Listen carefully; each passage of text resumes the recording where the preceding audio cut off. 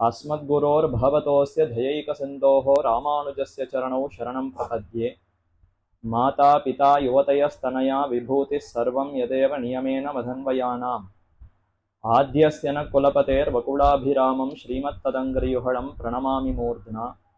भूतं शरश्च महदाह्वय भट्टनाद श्रीभक्तिसार कुलशेखर योगिवाहान् परकाल यतीन्द्रमिश्रान् श्रीमत्पराङ्कुशमुनिं प्रणतोऽस्मि नित्यम्।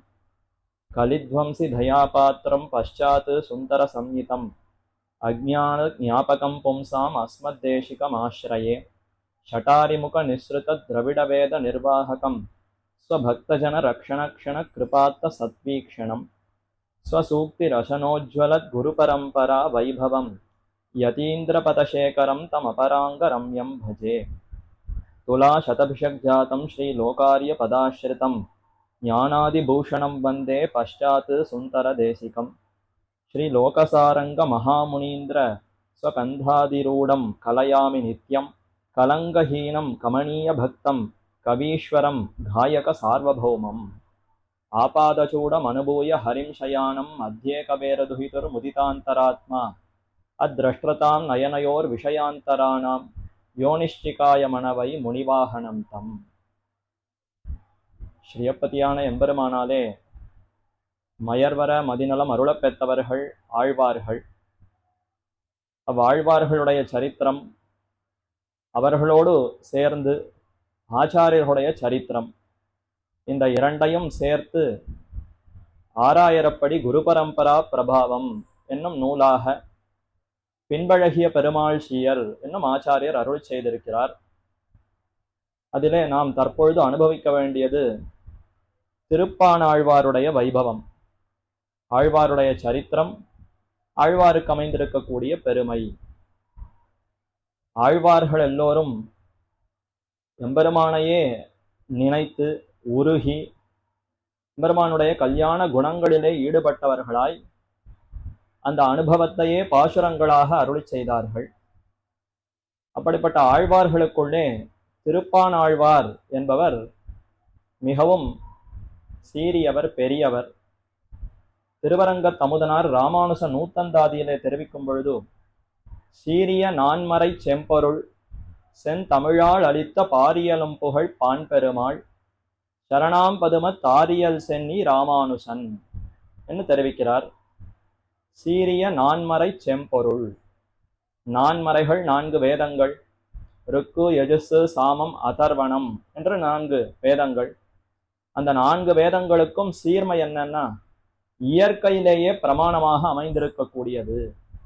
பிரத்யக்ஷம், அனுமானம், சப்தம்னு 3 பிரமாணங்களை கொண்டிருக்கிறோம். பிரமாணம் என்றால் உண்மை அறிவை ஏற்படுத்தக்கூடிய கருவின்னு அர்த்தம். எதன் மூலமாக நமக்கு உண்மையான ஞானம், தெளிவான அறிவு ஏற்படுகிறதோ அதற்கு பிரமாணம் என்று பெயர். நம்முடைய சம்பிரதாயத்திலே பிரத்யக்ஷம், அனுமானம், சப்தம் என்று 3 பிரமாணங்களை கொண்டிருக்கிறோம். பிரத்யக்ஷம் என்றால் இந்திரியங்களாலே நேரே உணர்ந்து தெரிந்து கொள்ளுவது. கண், காது, மூக்கு, நாக்கு, தொடு உணர்ச்சி, தோல், இதை கொண்டு பல விஷயங்களை அறிகிறோம். அந்த அறிவெல்லாம் பிரத்யக்ஷமான ஞானம். இந்திரியங்களாலே நேரே கண்டு அறிய முடியாத சில விஷயத்தை யூகம் பண்ணி அனுமானித்து அறிகிறோம். அப்படி செய்வதுதான் அனுமான ஞானம். இந்த இந்திரியங்களுக்கும் அப்பாற்பட்டதாய், அனுமானத்திற்கும் அப்பாற்பட்டதான விஷயங்களை சப்த சாஸ்திரம், சப்த பிரமாணத்தின் மூலமாகவே அறிய வேண்டும். அந்த சப்தம்ங்கிறது எதுன்னா அதுதான் சாஸ்திரங்கள், வேதங்கள். ஆப்த வாக்கியம் என்று தெரிவிப்பார்கள். நம்மிடத்திலே மிகவும் நன்மையை விரும்புபவர்கள் அவர்கள்தான் ஆப்தர்கள். அடுத்தவர்களுடைய நன்மையை எப்போதும் கருத்தில் கொண்டு உண்மையை எடுத்து உரைப்பவர்கள் ஆப்தர்கள். அவர்கள் கூறக்கூடிய வாக்கியங்கள் எல்லாம் அதையும் சேர்த்து சப்த பிரமாணமாகத்தான் தெரிவிக்கிறோம். அந்த சப்த பிரமாணத்துக்குள்ளே முதலாக அமைந்திருப்பது, தலையாக இருப்பது எதுன்னா அது வேதங்கள். இப்ப இயற்கையிலேயே பிரமாணம். வேதசாஸ்திராத் பரம் நாஸ்தி ந தெய்வம் கேசவாத் பரம் சத்தியம் சத்தியம் புனசத்தியம் உத்ருச்சிய புஜமுச்சியதே என்று இத்தை பெரியோர்கள் எல்லாம் சபதமிட்டு தெரிவித்தார்கள். மற்ற எத்தனையோ நூல்கள் இருந்தாலும் வேதங்களாகிற சாஸ்திரங்களுக்கு இணையாக அதற்கு மேம்பட்டதாக மத்தொன்னில்லைன்னு தெரிவித்தார்களா? அதைத்தான் சீரிய நான்மறை என்று தெரிவித்து, சீரிய நான்மறை செம்பொருள், அந்த 4 மறைகள் அனந்தாவை வேதாகான்னு அமைந்திருக்கின்றன. அதற்கு ஒரு எல்லை கூற முடியுமா? 4ன்னு எண்ணிக்கை குறிப்பிடப்பட்டிருந்தாலும் ஒவ்வொரு வேதத்துக்குள்ளும் பல பல பிரிவுகள், எண்ணிலடங்கா பல பிரிவுகளோடு அமைந்திருப்பது இந்த வேதங்கள்.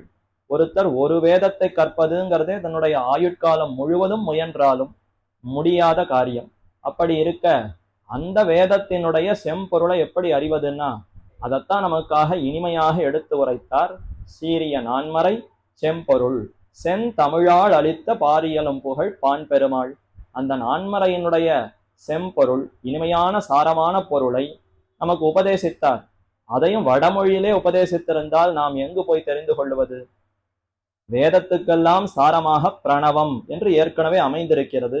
ஓங்கார பிரபவா வேதாகா என்று பிரணவத்திலிருந்து தான் இந்த வேதங்கள் எல்லாம் நன்கு வெளிக்கிளம்பியதாம். வேதங்கள் எல்லாம் விரிவடைந்தன. மீண்டும் பிரளய காலத்திலே பிரணவமாகவே அதற்குள்ளேயே ஒடுங்கிவிடும் என்னெல்லாம் தெரிவிக்கிறார்கள். அப்போ ஓம்காரம்ங்கிறது தான் அனைத்து வேதங்களினுடைய சாரம். வேதத்துக்கே சாரமாக பிரணவம் ரொம்ப சின்னதாக, ரொம்ப நுண்ணிய ஒரு எழுத்தாக அது அமைந்திருக்கிறது. அதற்குள்ளே அனைத்து சாரமும் இருக்கிறதுங்கிறத பிரித்து ஆராய்ந்து பார்க்கணும்னா நம்முடைய புத்திக்கு அதை ஆராய்ந்து பார்ப்பதுங்கிறது முடியுமா? மிகவும் சிரமம்.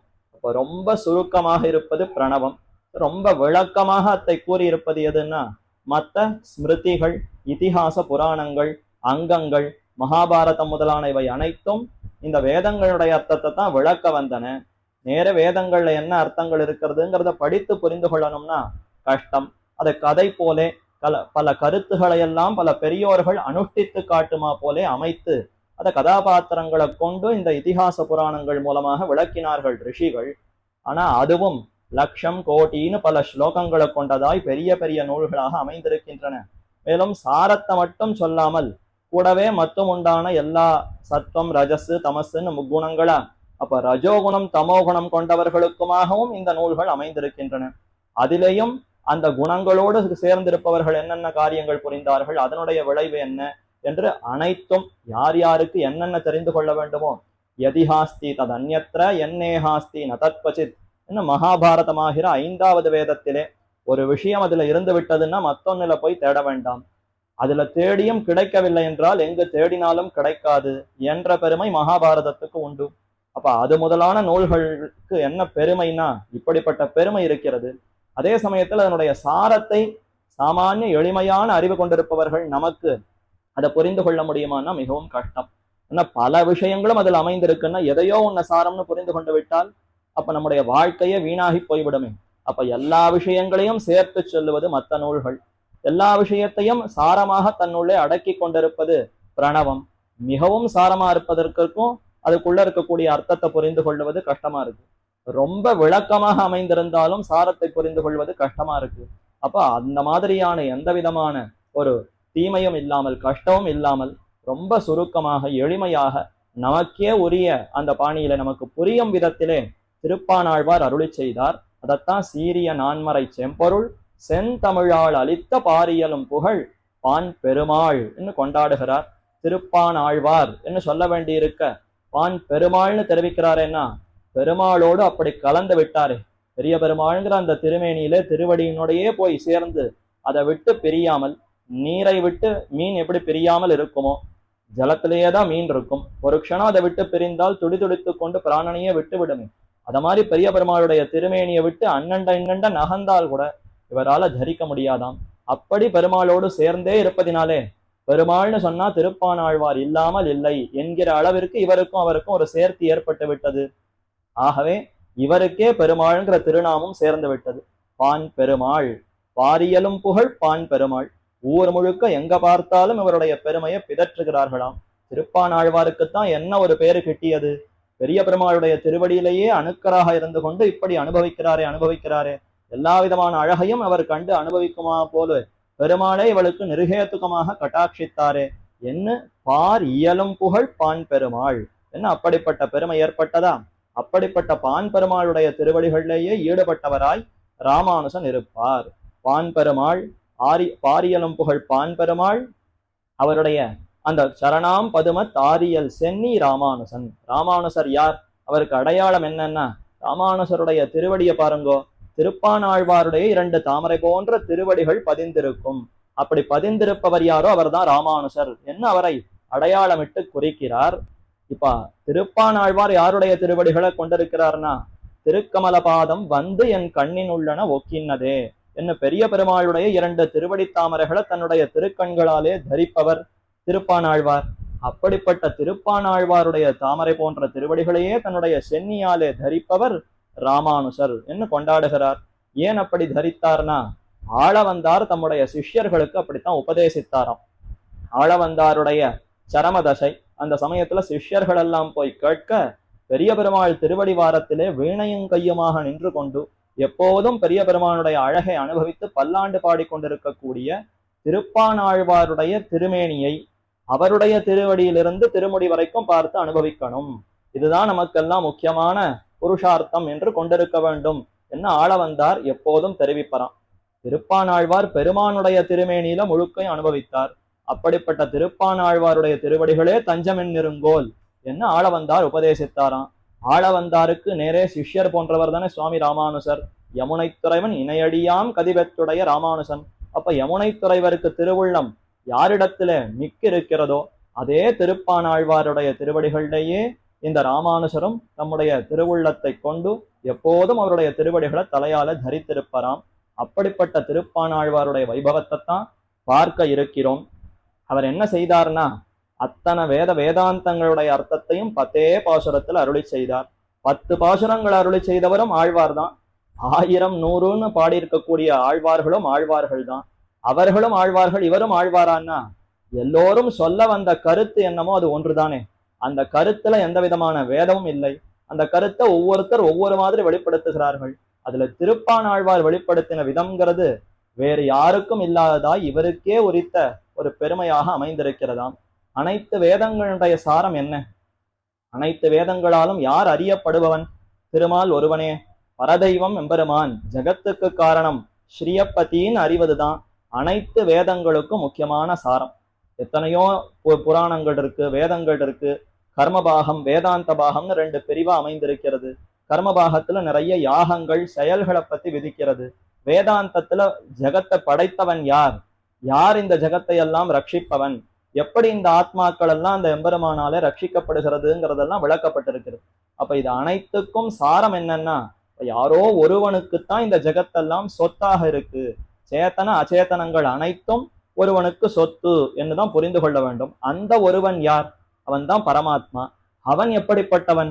அவனிடத்துல ஈடுபடுவதுதான் நம்முடைய புருஷார்த்தமே. அந்த பகவானை அனுபவித்து அந்த அனுபவ ஜனித பிரீத்திகாரித்த கைங்கரியம் என்னதானே தெரிவிக்கிறார்கள்.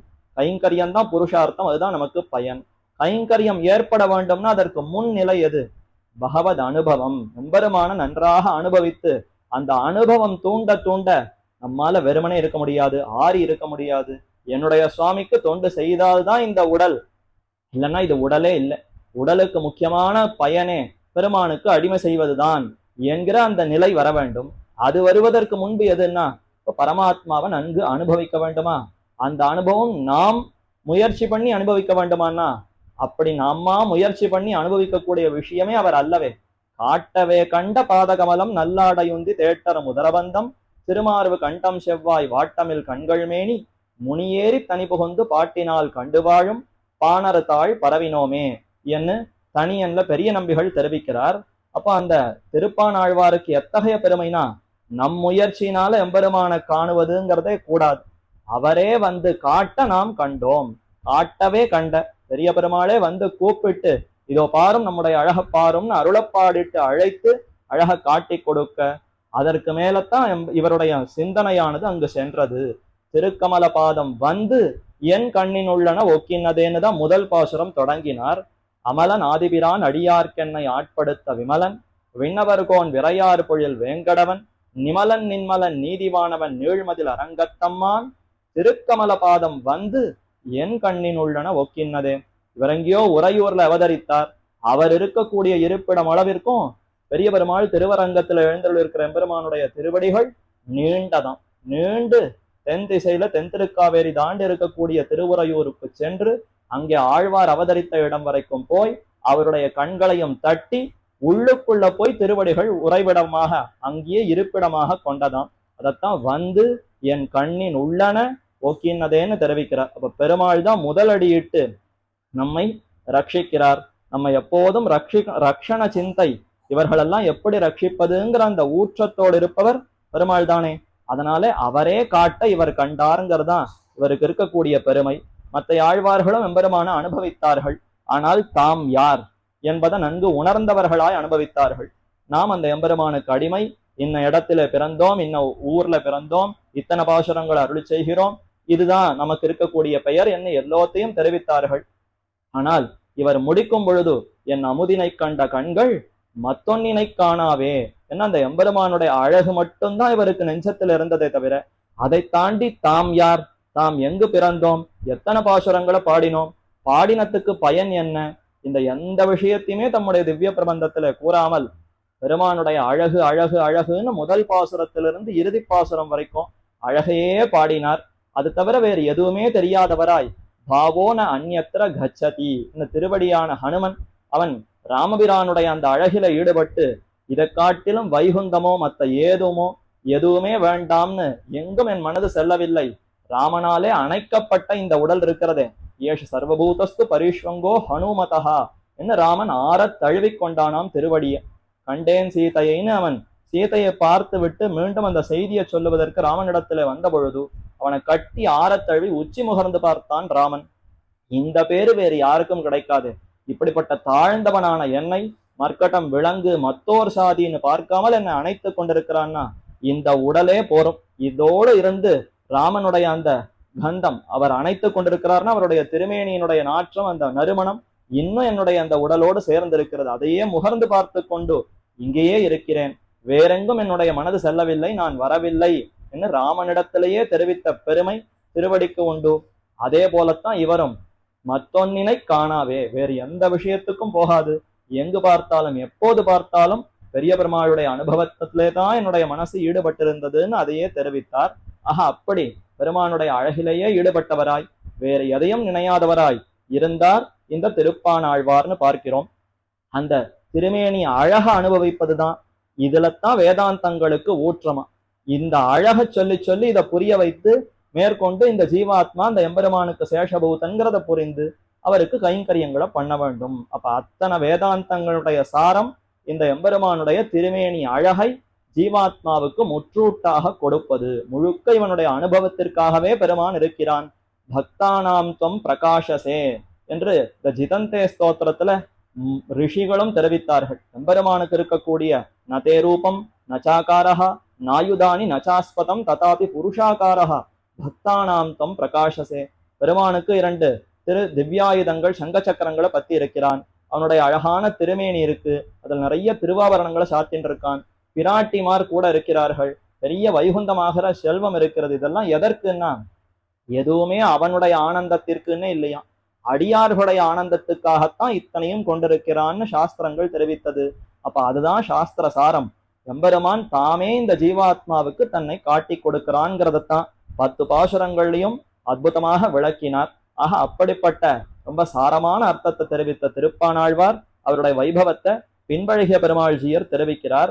திவ்யசூரி சரித்திரம் என்று கருட வாகன பண்டிதர் ராமானுஜருடைய நேர் சிஷ்யர் அவர் அருளி செய்த அந்த திவ்யசூரி சரித்திரத்திலிருந்து திருப்பானாழ்வாரை பத்தின ஸ்லோகங்களை முதல்ல மேற்கோளாக எடுத்து காட்டுகிறார். ஸ்ரீ லோகசாரங்க மகா முனீந்திர ஸ்கந்தாதிரூடம் கலயாமி நித்யம் கலங்கஹீனம் கமனீய பக்தம் கவீஸ்வரம் காயக சார்வபௌமம். காயகன் நன்னு பாடக்கூடியவன் அர்த்தம், நல்ல இசையோடு பாடக்கூடியவராம். பாலே தமிழர் இசைக்காரர் 10 பரவும் 1000 பாலே பட்ட இவபத்தும் வல்லார்க்கில்லை பறிவதேன்னு திருவாய்மொழியில் நம்மாழ்வார் தெரிவித்தார். எம்பெருமானிடத்துல ஈடுபட்டிருக்கக்கூடிய அடியவர்கள் பாலே தமிழர், பால் போன்ற இனிமையான தமிழ் பாசுரங்களை அருளி செய்யக்கூடிய பக்தர்கள் உண்டு. யார் அவர்கள்? வியாக்கியானத்துல ஆச்சாரியர்கள் தெரிவிக்கும் பொழுது முதலாழ்வார்கள், பொய்கையார் பூதத்தார் பேயாழ்வார் தான் பாலே தமிழர் என்று இங்க நம்மாழ்வார் தெரிவித்தார்னு அங்க காட்டினார்கள். அடுத்து இசைக்காரர் அப்படின்னா யாருன்னா நம்மாழ்வார் காலத்துக்கு பிற்பட்டுதான் திருப்பானாழ்வாருடைய காலம். இருந்தாலும் மயர்வர மதிநலம் அருளினதுனாலே பின்னாடி என்ன நடக்க போவதுங்கிறது நம்மாழ்வாருக்கு தெரியுமே. ஆக இசைக்காரர் என்று திருப்பானாழ்வார காட்டினாராம். சிறந்த இசையிலே நிபுணர். பாணர் என்ன இவருக்கு திருநாமம்னு பார்க்கிறோமே, அதுவே இவருக்கு இயற்பெயர் அல்ல. இவருடைய குடிக்கு பாணர் குடின்னு பெயர். அந்த குடியையிட்டே இவருக்கு பாணர்ங்கிற பெயர் ஏற்பட்டு விட்டது.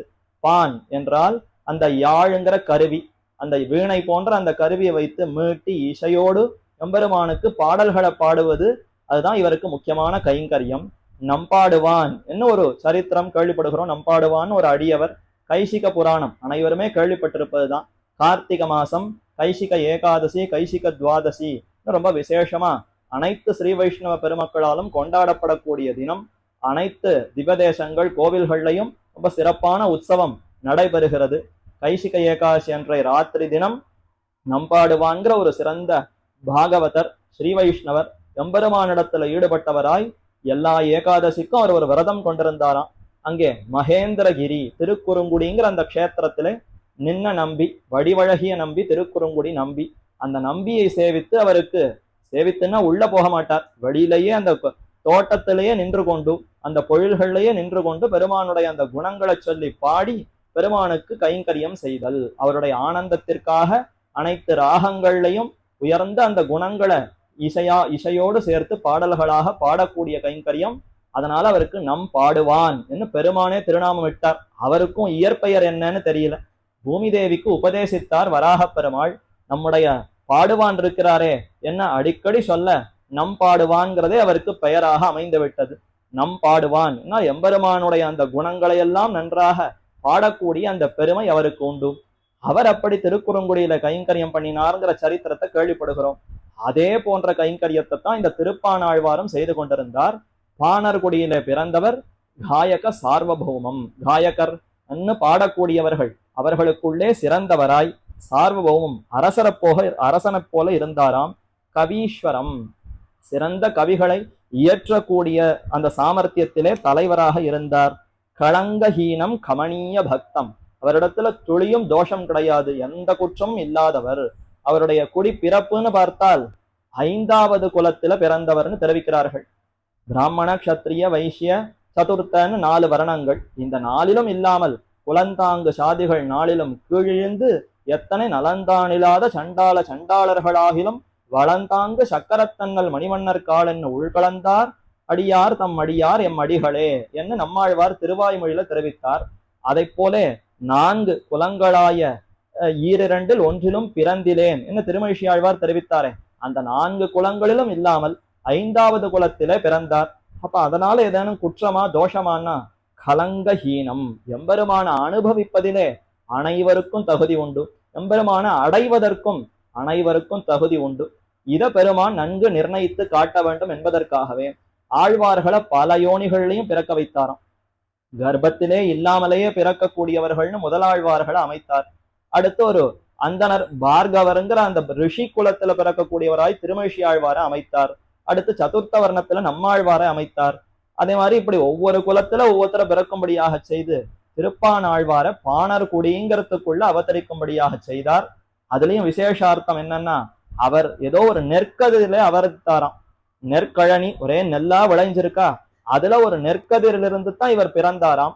பிறந்தவரை பாணர் குடியில இருப்பவர்கள் கண்டு எடுத்து, ஆஹா ரொம்ப தேஜஸோடு ஒரு குழந்தை இருக்கிறத, இதை வளர்ப்போம் என்ன எடுத்து வளர்த்தனர் தான் மேல காட்டுகிறார்கள். இப்ப பாணர் குலத்திலே வளர்ந்தவர்னு கொள்ளணும். ஒரு பிறவியிலே இரு பிறவியானாரன்னு திருமழிசையாழ்வார பார்த்தோம்.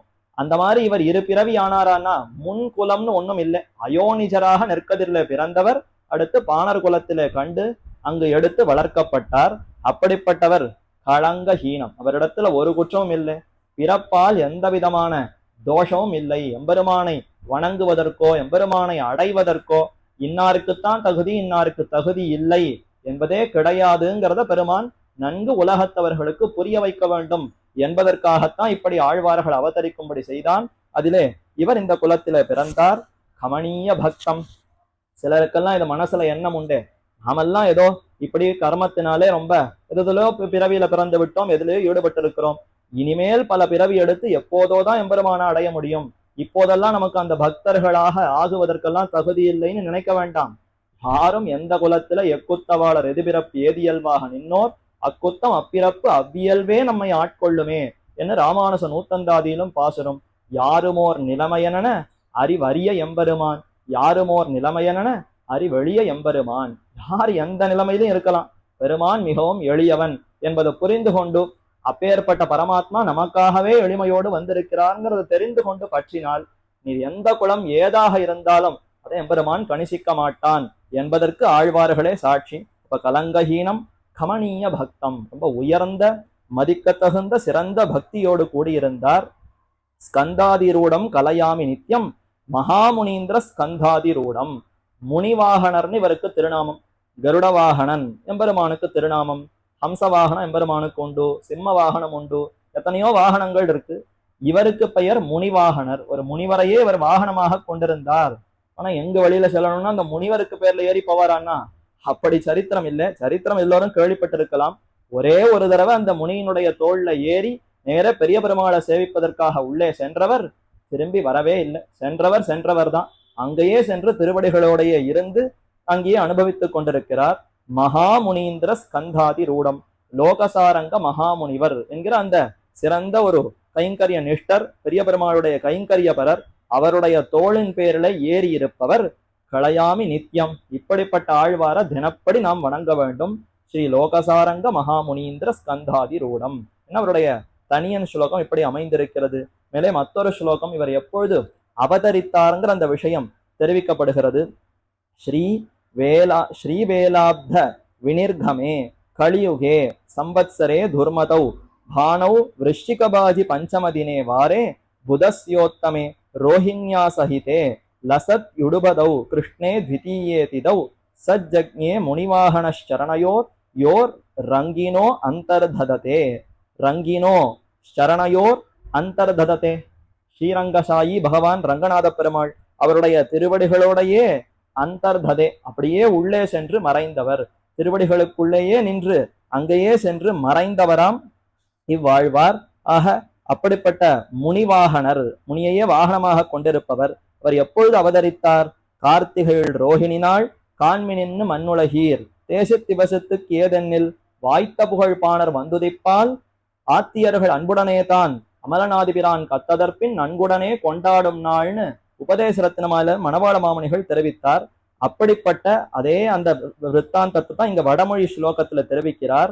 ஸ்ரீவேலா அப்படின்ற அந்த எழுத்துகள், அந்த எழுத்துகள்னால கடபயாதி சங்கை மூலமாக 342 வருஷங்கள், கலியுகம் பிறந்து 342 வருஷங்கள் கழிந்த பிற்பாடு கலியுகத்திலே துர்மதிங்கிற சம்பத்சரத்திலே பானௌ விருஷ்டிகபாஜி பஞ்சமதினே, விருஷ்டிக ராசியை சூரியன் அடைந்த பொழுது, கார்த்திக மாசத்துல விருஷ்டிக ராசியில சூரியன் பிரவேசிக்கிறார்.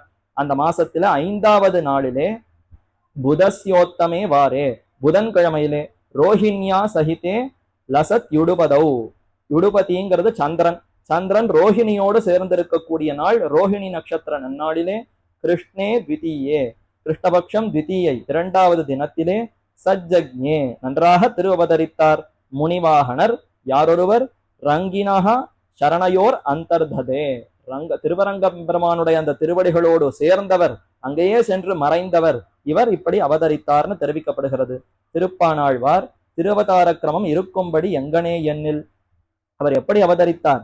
அதற்கு முன்னாடி இப்ப உறையூருங்கிற அந்த க்ஷேத்திரம், அங்கே அதற்கு என்ன பெருமை? கமலவல்லி நாச்சியார் அவதரித்த இடமன்னோ. இன்னைக்கும் பெரிய பெருமாள், அதாவது நம்பெருமாள் தாம் புறப்பட்டு உறையூருக்கு எழுந்தருளி அந்த நாச்சியாரோடு சேர்த்தி உற்சவத்தை கண்டருளுகிறார். பங்குனி மாசம் ஆயில்ய நட்சத்திரம் தான் கமலவல்லி நாச்சியார் அவதார தினம். அந்த தினத்தன்றே எம்பெருமான் வருஷந்தோறும் எழுந்தருளி அந்த விராட்டியோடு சேர்ந்து சேர்த்தி உற்சவத்தை கண்டருளுகிறான். அதை பத்தி தான் முதல்ல தெரிவிக்கிறார். காவேரி தோயம் ஆசிரித்திய வாதோ யத்ர பிரவர்த்ததே தத் தேசவாசினாம் முக்திஹி கிமு தத் தீரவாசினாம் என்று ஒரு பிரமாணம் தெரிவிக்கப்படுகிறது. காவேரி கரையில இருக்கக்கூடிய அந்த ஜனங்களுக்கு என்ன பெருமை? காவேரி தோயம் ஆசிரித்திய வாதோ, காவேரி நதியை தொட்டு கொண்டு காற்று வீசுகிறது. அந்த காத்து எந்த இடத்துலெல்லாம் வீசுகிறதோ, எந்த காற்றானது காவேரி நதியை தொட்டு அது எங்கெங்கெல்லாம் வீசுகிறதோ அப்படி வீசினால் தத் தேசவாசினா முக்திஹி, அந்த காத்து வீசுற இடத்துல இருக்கக்கூடிய ஜனங்களுக்கெல்லாம் முக்தி உண்டாம். காவேரி நதியில எந்த காத்தானது பட்டு அது எங்கெல்லாம் வீசுகிறதோ அந்த வீசுற இடத்துல இருக்கக்கூடிய ஜனங்களுக்கே முக்தி உண்டு என்றால், கிமுத தத் தீரவாசினாம். அப்ப அங்க இருப்பவர்களுக்கு சொல்லவும் வேண்டுமோ? காவேரி கரையில இருப்பவர்களுக்கு சொல்லவே வேண்டாம். காத்துப்பட்ட இடத்துக்கே முக்தி உண்டுன்னா அப்ப காவேரி தீர்த்தத்துக்கு தான் என்ன பெருமை. கங்கையின் புனிதமாய காவிரி நடுவுபாட்டு பொங்கு நீர் பறந்து பாழும் பூம்பொழில் அரங்கந்தன்னுள் எங்கள் மால் இறைவனீசன் கிடந்ததோர் கிடக்க கண்டும் எங்கனம் மறந்து வாழ்கேன் ஏழையேன் ஏழையேனேன்னு திருமாலையில பாசுரம். கங்கையை காட்டிலும் பெருமை பெற்றிருப்பவளாம் காவேரி நதி. அது சொல்லும் பொழுது அந்த காவேரி தான் எத்தனை கைங்கரியம் பண்ணுகிறாள். தீர்த்தம் சுந்ததி பாதி ரத்யாங்கனான் யுக்ஷதி பாதி நந்தன தருணு என்ன ஸ்ரீரங்கராஜஸ்தவத்துல பூர்வ சதகத்துல பட்டர் தெரிவிக்கிறார். காவேரி தான் எம்பெருமானுக்கு எல்லா கைங்கரியத்தையும் பண்ணுகிறதாம். தீர்த்தம் சுந்ததி அங்க வருபவர்களை எல்லாம் முதல்ல தூய்மையாக்கி விடுகிறது. பெருமானுக்கு சேவிக்க வருகிறார், கைங்கரியம் பண்ண வருகிறார்கள்னா முதல்ல அவர்களிடத்துல தோஷம் போகணுமே. வாங்கோ வாங்கோன்னு எல்லாரையும் வரவழைத்து கூப்பிட்டு குளிப்பாட்டி அவர்களை எல்லாம் தூய்மைப்படுத்தி விடுகிறது. பாத்தி நந்தன தருண் அங்க இருக்கக்கூடிய சிறந்த மரங்கள் பொழில்கள், வண்டினமரலும் சோலை மயிலினமாலும் சோலைன்னு ஒரே சோலை வாய்ப்பா இருக்கணுமே அந்த பிரதேசம் முழுக்க. நல்ல மரங்கள் பொழில்கள் சூழ்ந்து இருக்க வேண்டும். அதற்கெல்லாம் தினப்படி யாரு ஜலம் கொட்டுறான்னா காவேரி நதியே போய் அத்தனை பொழில்களுக்கும் ஜலம் இறைத்து அதையெல்லாம் செழுமையாக ரொம்ப செழிப்போடு வைத்திருக்கிறதாம். அப்போ பாத்தி நந்தன தருணு ரத்யாங்கனான் யுக்ஷதி எங்கெல்லாம் நம்பெருமாள் புறப்பாடு கண்டருள்கிறாரோ இப்ப உடனே வீதியெல்லாம் ஜலம் தெளிச்சு கோலம் போடணுமே. இந்த கைங்கரியம் யார் பண்ணுகிறாள்னா காவேரியே பண்ணுகிறாளாம். எல்லா இடத்தையும் நல்லா குளுமையாக ஆக்கி வைத்து வீதிகள் எல்லாம் நன்னா ஜலத்தை கொட்டி தூய்மையா அலம்பி விட்டு பெருமாள் எழுவதற்கு சித்தமாக ஆக்கி விடுகிறாள் காவேரி என்று சொல்லி ஸ்நாத புனிதே ஜனான் அங்கே தீர்த்தமாடுகிற ஜனங்களை எல்லாம் புனிதப்படுகிறது. மேலும் எம்பெருமானையே அப்படி உயர தூக்கி காட்டுகிறதாம். உபய காவேரிக்கு நடுவுல தானே எம்பெருமான் எழுந்தருள் இருக்கிறார். ரெண்டு பக்கமும் காவேரி சுத்துகிறாளே எதற்குன்னா அந்த நடுவுல இருக்கிற பிரதேசத்தை ஒரு அழுத்தி அப்படி தூக்கி விடுகிறாளாம். ரெண்டு பக்கமும் பள்ளமாக ஓடி நடுவுல இருக்கிற பிரதேசத்தை அப்படி தூக்கினா அப்ப பெரிய பெருமாளை எல்லோருக்குமாக இதோ இங்கதான் பெருமாள் சயனித்திருக்கிறார், இங்கதான் கருமணியன் கோமலத்தை கண்டுகொண்டோன்னு எம்பெருமான் சயனித்திருக்கிறார்னு அனைவருக்கும் காட்டுவதற்காக இப்படியெல்லாம் காவேரி அங்கே இருந்து கைங்கரியம் செய்கிறார்னு ஸ்ரீரங்கராஜஸ்தவத்துல தெரிவித்தார். பொன்னிசூழ் காவிரி தெளிவிலா கலங்கள் நீர் சூழ் திருவரங்கத்துள்ளோங்கும்னு பாசுரம். தென்னீர் பொன்னி திரைக்கையால் அடிவருடன்னு பாசுரம். அந்த காவேரி சில சமயம் பார்த்தா ஒரே கலங்களா இருக்குமா. தெளிவிலா கலங்கள் நீர் சூழ் தெளிவே இருக்காது, ரொம்ப கலங்கி ஓடும். சில சமயத்துல பார்த்தா தென்னீர் பொன்னி ரொம்ப தெளிவோடு பிரகாசமா எந்த கலக்கமும் இல்லாமல் தெளிவாக ஓடும். ரெண்டுமே ஒரே நதிக்கு உண்டானா தாராளமா உண்டு. ஸ்ரீரங்கத்தை நோக்கி வருகிற சமயத்துல ஒரே கலங்களா வருமா, திரும்பி போகிற சமயத்துல தென்னீரா போகிவிடும், நல்ல தெளிவோடு போகிவிடும். ஏன் வரும்போது என்ன கலக்கம்னா பெரிய மாப்பிள்ளையாச்சே, திருவரங்கத்துல இருப்பவன் எப்பேற்பட்டவன், பொங்கோதம் சூழ்ந்த புவனியம் விண்ணுலகும் அங்காதும் சோராமே ஆழ்கின்ன எம்பெருமான் செங்கோளுடைய திருவரங்க செல்வன். அப்பேற்பட்ட பெரிய மாப்பிள்ளைக்கு சமமா சீர் கொண்டு வரணுமே. ஏன் அவர் மாப்பிள்ளையா யாருக்குன்னா இந்த காவேரிக்கே மாப்பிள்ளை தானா. ஏன்னா திருப்பார்கடல்ல தான் பிராட்டி அவதரித்தாள். திருப்பார்கடல் தான் இப்போ தகப்பன்னு கொண்டாள். மற்ற நதிகள் எல்லாம் அந்த திருப்பார்கடலுக்கு மனைவி. அப்ப தாயாருக்கு இந்த நதியெல்லாம் தாய் ஸ்தானமா. அப்ப தாயானவள் தன் பெண்ணை இந்த மாப்பிள்ளைக்கு கொடுத்திருக்கிறார். திருவரங்கநாதன் தான் வரன், அவன் தான் மாப்பிள்ளை. ஸ்ரீரங்கநாயகி தாயார் தான் பெண்ணு. அந்த பெண்ணுக்கு தாயான காவேரி ஒரே கலங்கி இருக்கிறாளாம். என்ன சீர் செய்யறதுன்னு தெரியலையே. மாப்பிள்ளை வீட்டினுடைய பெருமையை பார்த்தா இந்த ஜகத்து முழுக்க நித்திய விபூதி லீலா விபூதி எல்லாம் அவருக்கே சொத்து. அப்படி இருக்கக்கூடிய மாப்பிள்ளைக்கு என்ன சீரை கொண்டு சேர்க்க போறேன்னு தெரியலையேன்னு கலங்கி வருவாளாம். அப்படி வரும் பொழுதும் அங்கங்க இருக்கக்கூடிய சந்தன மரங்கள் என்ன, நல்ல வாசனையான பச்சை கற்பூரம் என்ன, இன்னும் அகரு தாருன்னு மரங்கள், சங்குகள், முத்துகள், மாணிக்கங்கள், பவளங்கள்னு அத்தனையும் எடுத்துக்கொண்டு கரையில அப்படி கொண்டு வந்து வீசுமா. திருவரங்கத்துல எம்பெருமானுடைய திருவடிகளுக்கு இதெல்லாம் நம்மால முடிந்த சீர், எவ்வளவு நம்மால முடியுமோ அத்தனையும் கொண்டு வந்து வீசுவோம்னு அத்தனையும் கொண்டு வந்து வீசி விட்டு சரி பரவாயில்ல ஏதோ இந்த அளவுக்காக செய்ய முடியுதேங்கிற ஒரு திருப்தியோடு போகுமா. இப்படி ஒரு அர்த்தம் வச்சுக்கலாம். இல்லைன்னா வரும்போது ரொம்ப தென்னீராக வரும், பெருமருமாளை சேவிக்க போறோங்கிற ஆனந்தத்தோடு தெளிவாக வருமா. திரும்பி போறச்ச ஒரே கலக்கத்தோடு போகுமா. ஐயோ மறுபடியும் எப்ப சேவை கிட்ட போறதோ தெரியலையே என்ன கலங்கி ஓடுவதாகவும் கொள்ளலாம்.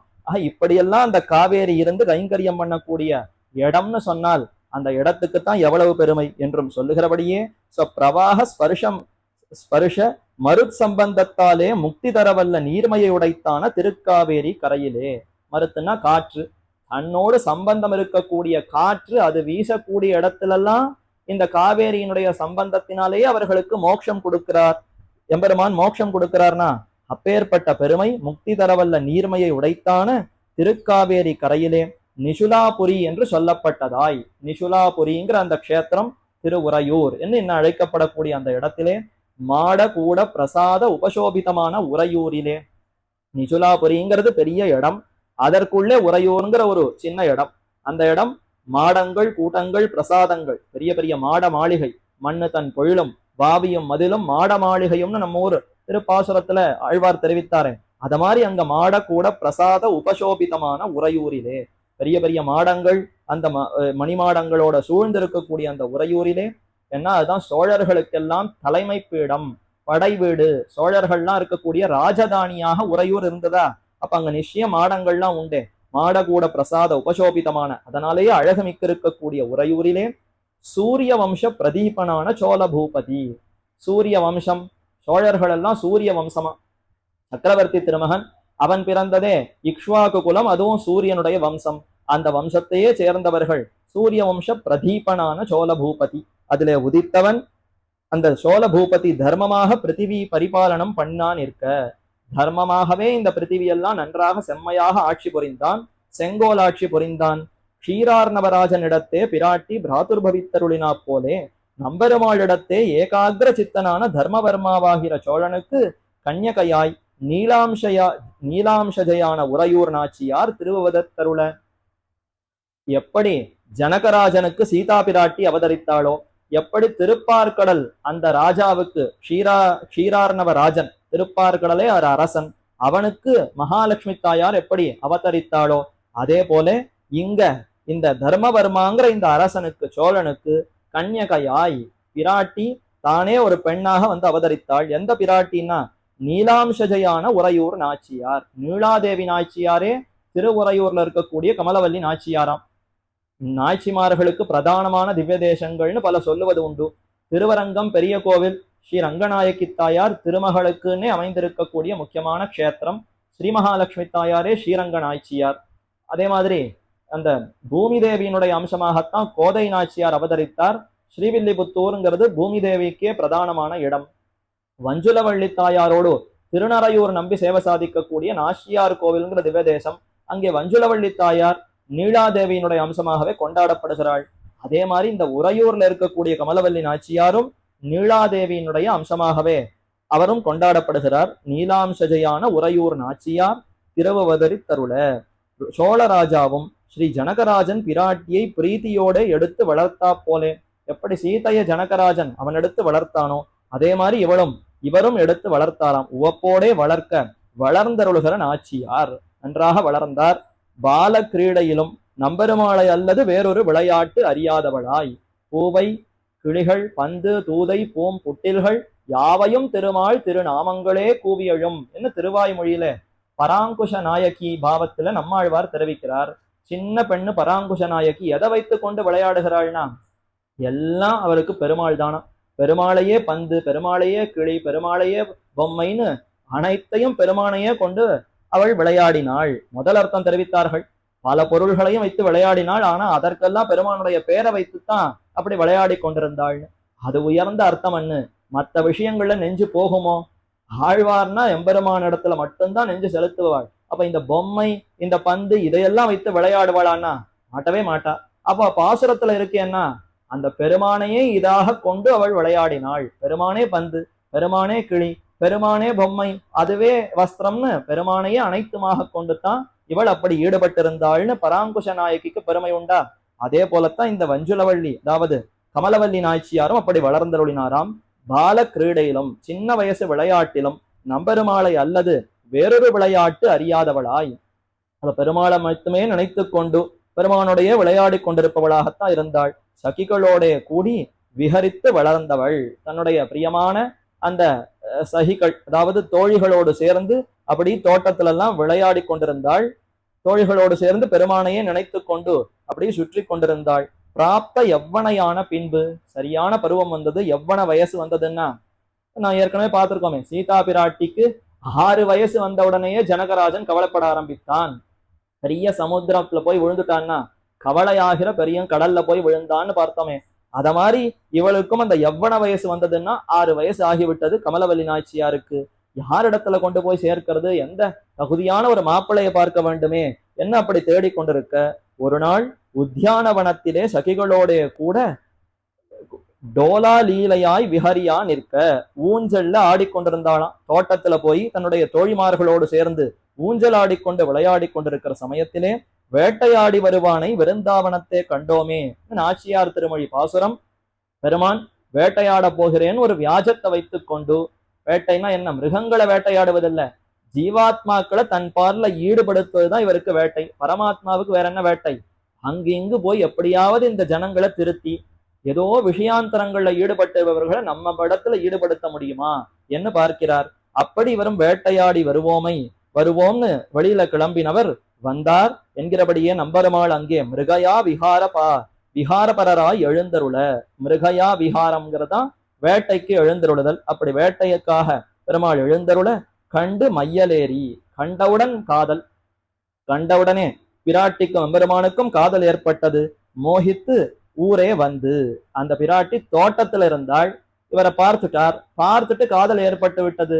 நேர போய் தந்தை இடத்துல சொல்லி விடுவோம்னு தன்னுடைய இருப்பிடத்துக்கு திரும்பி வந்து ஸ்வபிதாவான சோழராஜாவை குறித்து நம்பெருமாளை அல்லது வேறொரு புருஷனுக்கு வாழ்க்கைப்படேன், மானிடவர்க்கு என்ன பேச்சுப்படில் வாழகில்லேன் கண்டாய் மன்மதனேன்னு ஆண்டாள் தெரிவித்தாளே, அதே போலத்தான் இந்த நாச்சியாரும் தெரிவித்தாளாம்.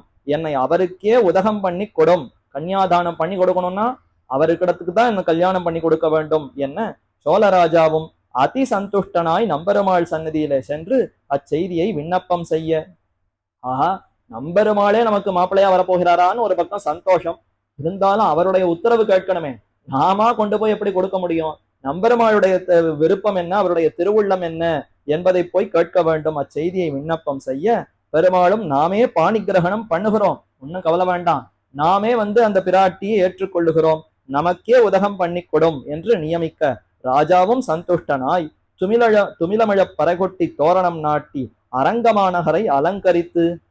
தன்னுடைய பெண் நம்பெருமாளே மாப்பிள்ளையா வரப்போறார், பெரிய திருக்கல்யாண உற்சவம்னா ஊர் முழுக்க ஒரே அலங்கரித்து எல்லா இடத்துலயும் பறை வாத்தியம் கோஷங்களை ஏற்படுத்தி தோரணங்களை நாட்டி பெருப்பெருத்த கண்ணாலம் செய்து நாச்சியாரை உதகம் பண்ணி கொடுக்க.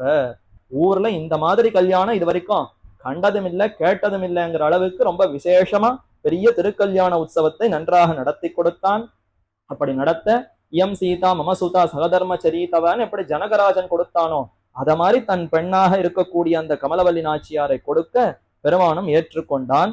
உவப்புடனே உத்வாகம் பண்ணினா போலே, பெருமாளும் ஜனகராஜன் திருமகளை உத்வாகம் பண்ணினா போலே. பெரிய பிராட்டி அதாவது சீதா பிராட்டி எப்படி போய் அணைத்து கொண்டானோ பாணி கிரகணம் செய்து கொண்டானோ அதே போல இங்கும் கமலவல்லி நாச்சியாரை உவப்போடே திருமணம் புணர ராஜாவும் பொன்னரசி 360 பாரமும் அதுக்கு தக்க முத்து மாணிக்கமயமான நவரத்ன உபகாரமும் நிரவதிக வஸ்திராபரணங்களும் கோ கஜாஸ்வ தாசி வர்க்கங்களும் குறைவர கொடுத்தும். பெரிய அரசன் அல்லவா, அப்ப நம்பெருமாளுடைய அந்த பெருமைக்கு ஏற்றாற் போல நிறைய கொடுக்கணுமேங்கிறதுக்காக நிறைய நெல்லு கொடுத்தான். 360 பாரம் பொன்னரிசி, அங்க அரிசி கொடுத்தானா, தங்கத்தாலேயே அரிசி பண்ணி அது அத்தனை பாரம், அவ்வளவு பாரம் தக்க அரிசியை கொடுத்தான். அதுக்கு தக்க முத்து மாணிக்கமயமான நவரத்தன உபகாரமும், பொன்னாலேயே அரிசி அவ்வளவு கொடுத்தா அதுக்கு தக்க எடைக்கு தக்கதாக நவரத்னங்கள், அதனாலே முத்து மாணிக்கங்கள் செய்யப்பட்ட ஆபரணங்களை எல்லாம் கொடுத்து இன்னும் அதற்கும் மேற்பட வஸ்திரங்கள் ஆபரணங்கள் அனைத்தையும் கொடுத்து கோ கஜ அஸ்வ தாசி வர்க்கங்கள், பசுமாடுகள் யானைகள் குதிரைகள் மற்றும் உண்டான கைங்கரியப்பரர்கள்னு இத்தனையும் குறைவர கொடுத்தும் சர்வத்திலும் பரியாப்தி பிறவாமையாலே. எத்தனை கொடுத்து என்ன, நாமே அவருக்கு சொத்து, இது எல்லாம் அவருடைய சொத்து, அவருடைய சொத்தையே அவருக்கு கொடுத்தா இன்னும் இதுல ஒன்றும் பெரிய விஷயம் ஒண்ணும் இல்லையே, எல்லாம் அவருடையதாகத்தன்னும் இருக்கு என்ன, இவருக்கு ஒரு திருப்தியே ஏற்படலையாம்.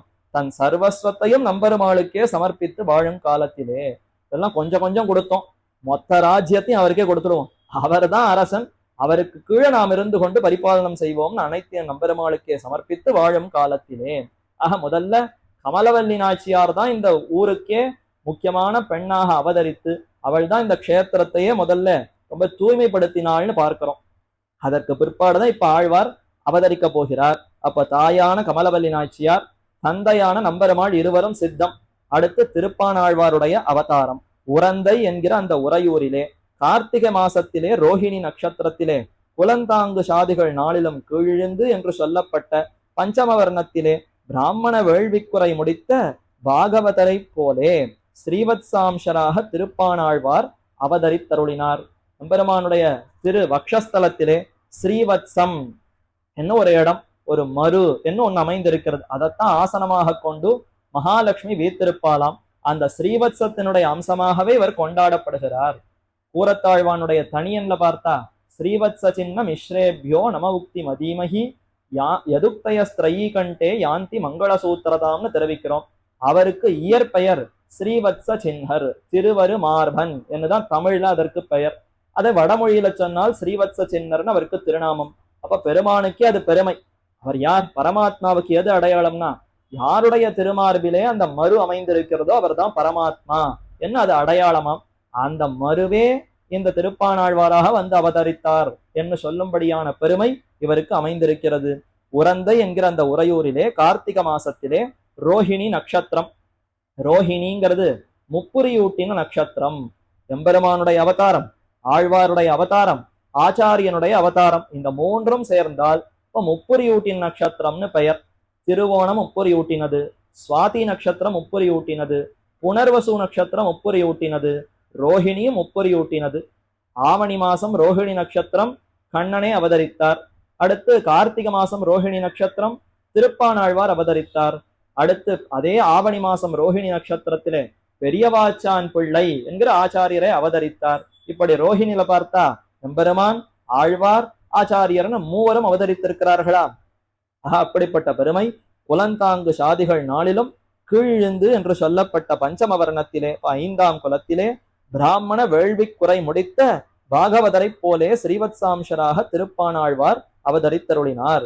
பிராமணர்கள் வேள்வி குறை முடித்துன்னா அந்தந்த யாகத்தை நன்றாக செம்மையாக முடித்தவர்கள் அடுத்து ஒரு சிறந்த ஒரு பாகவதராக அவதரிப்பாரே. நம்பெருமானுடைய அந்த கைங்கரியமாகவே இந்த யாகத்தை எல்லாம் நன்றாக நிறைவேற்றினார்னா அதற்கு பயனாக தெளிந்த சிறந்த ஞானத்தோடு அடுத்த பிறவி அவர் பிறந்து இன்னும் எம்பெருமானிடத்துல ஈடுபட்டவராய் வேறு எதிலுமே மனசு செல்லாதவராக இருப்பாரா. அதை போல இவர் அவதரித்தாராம்.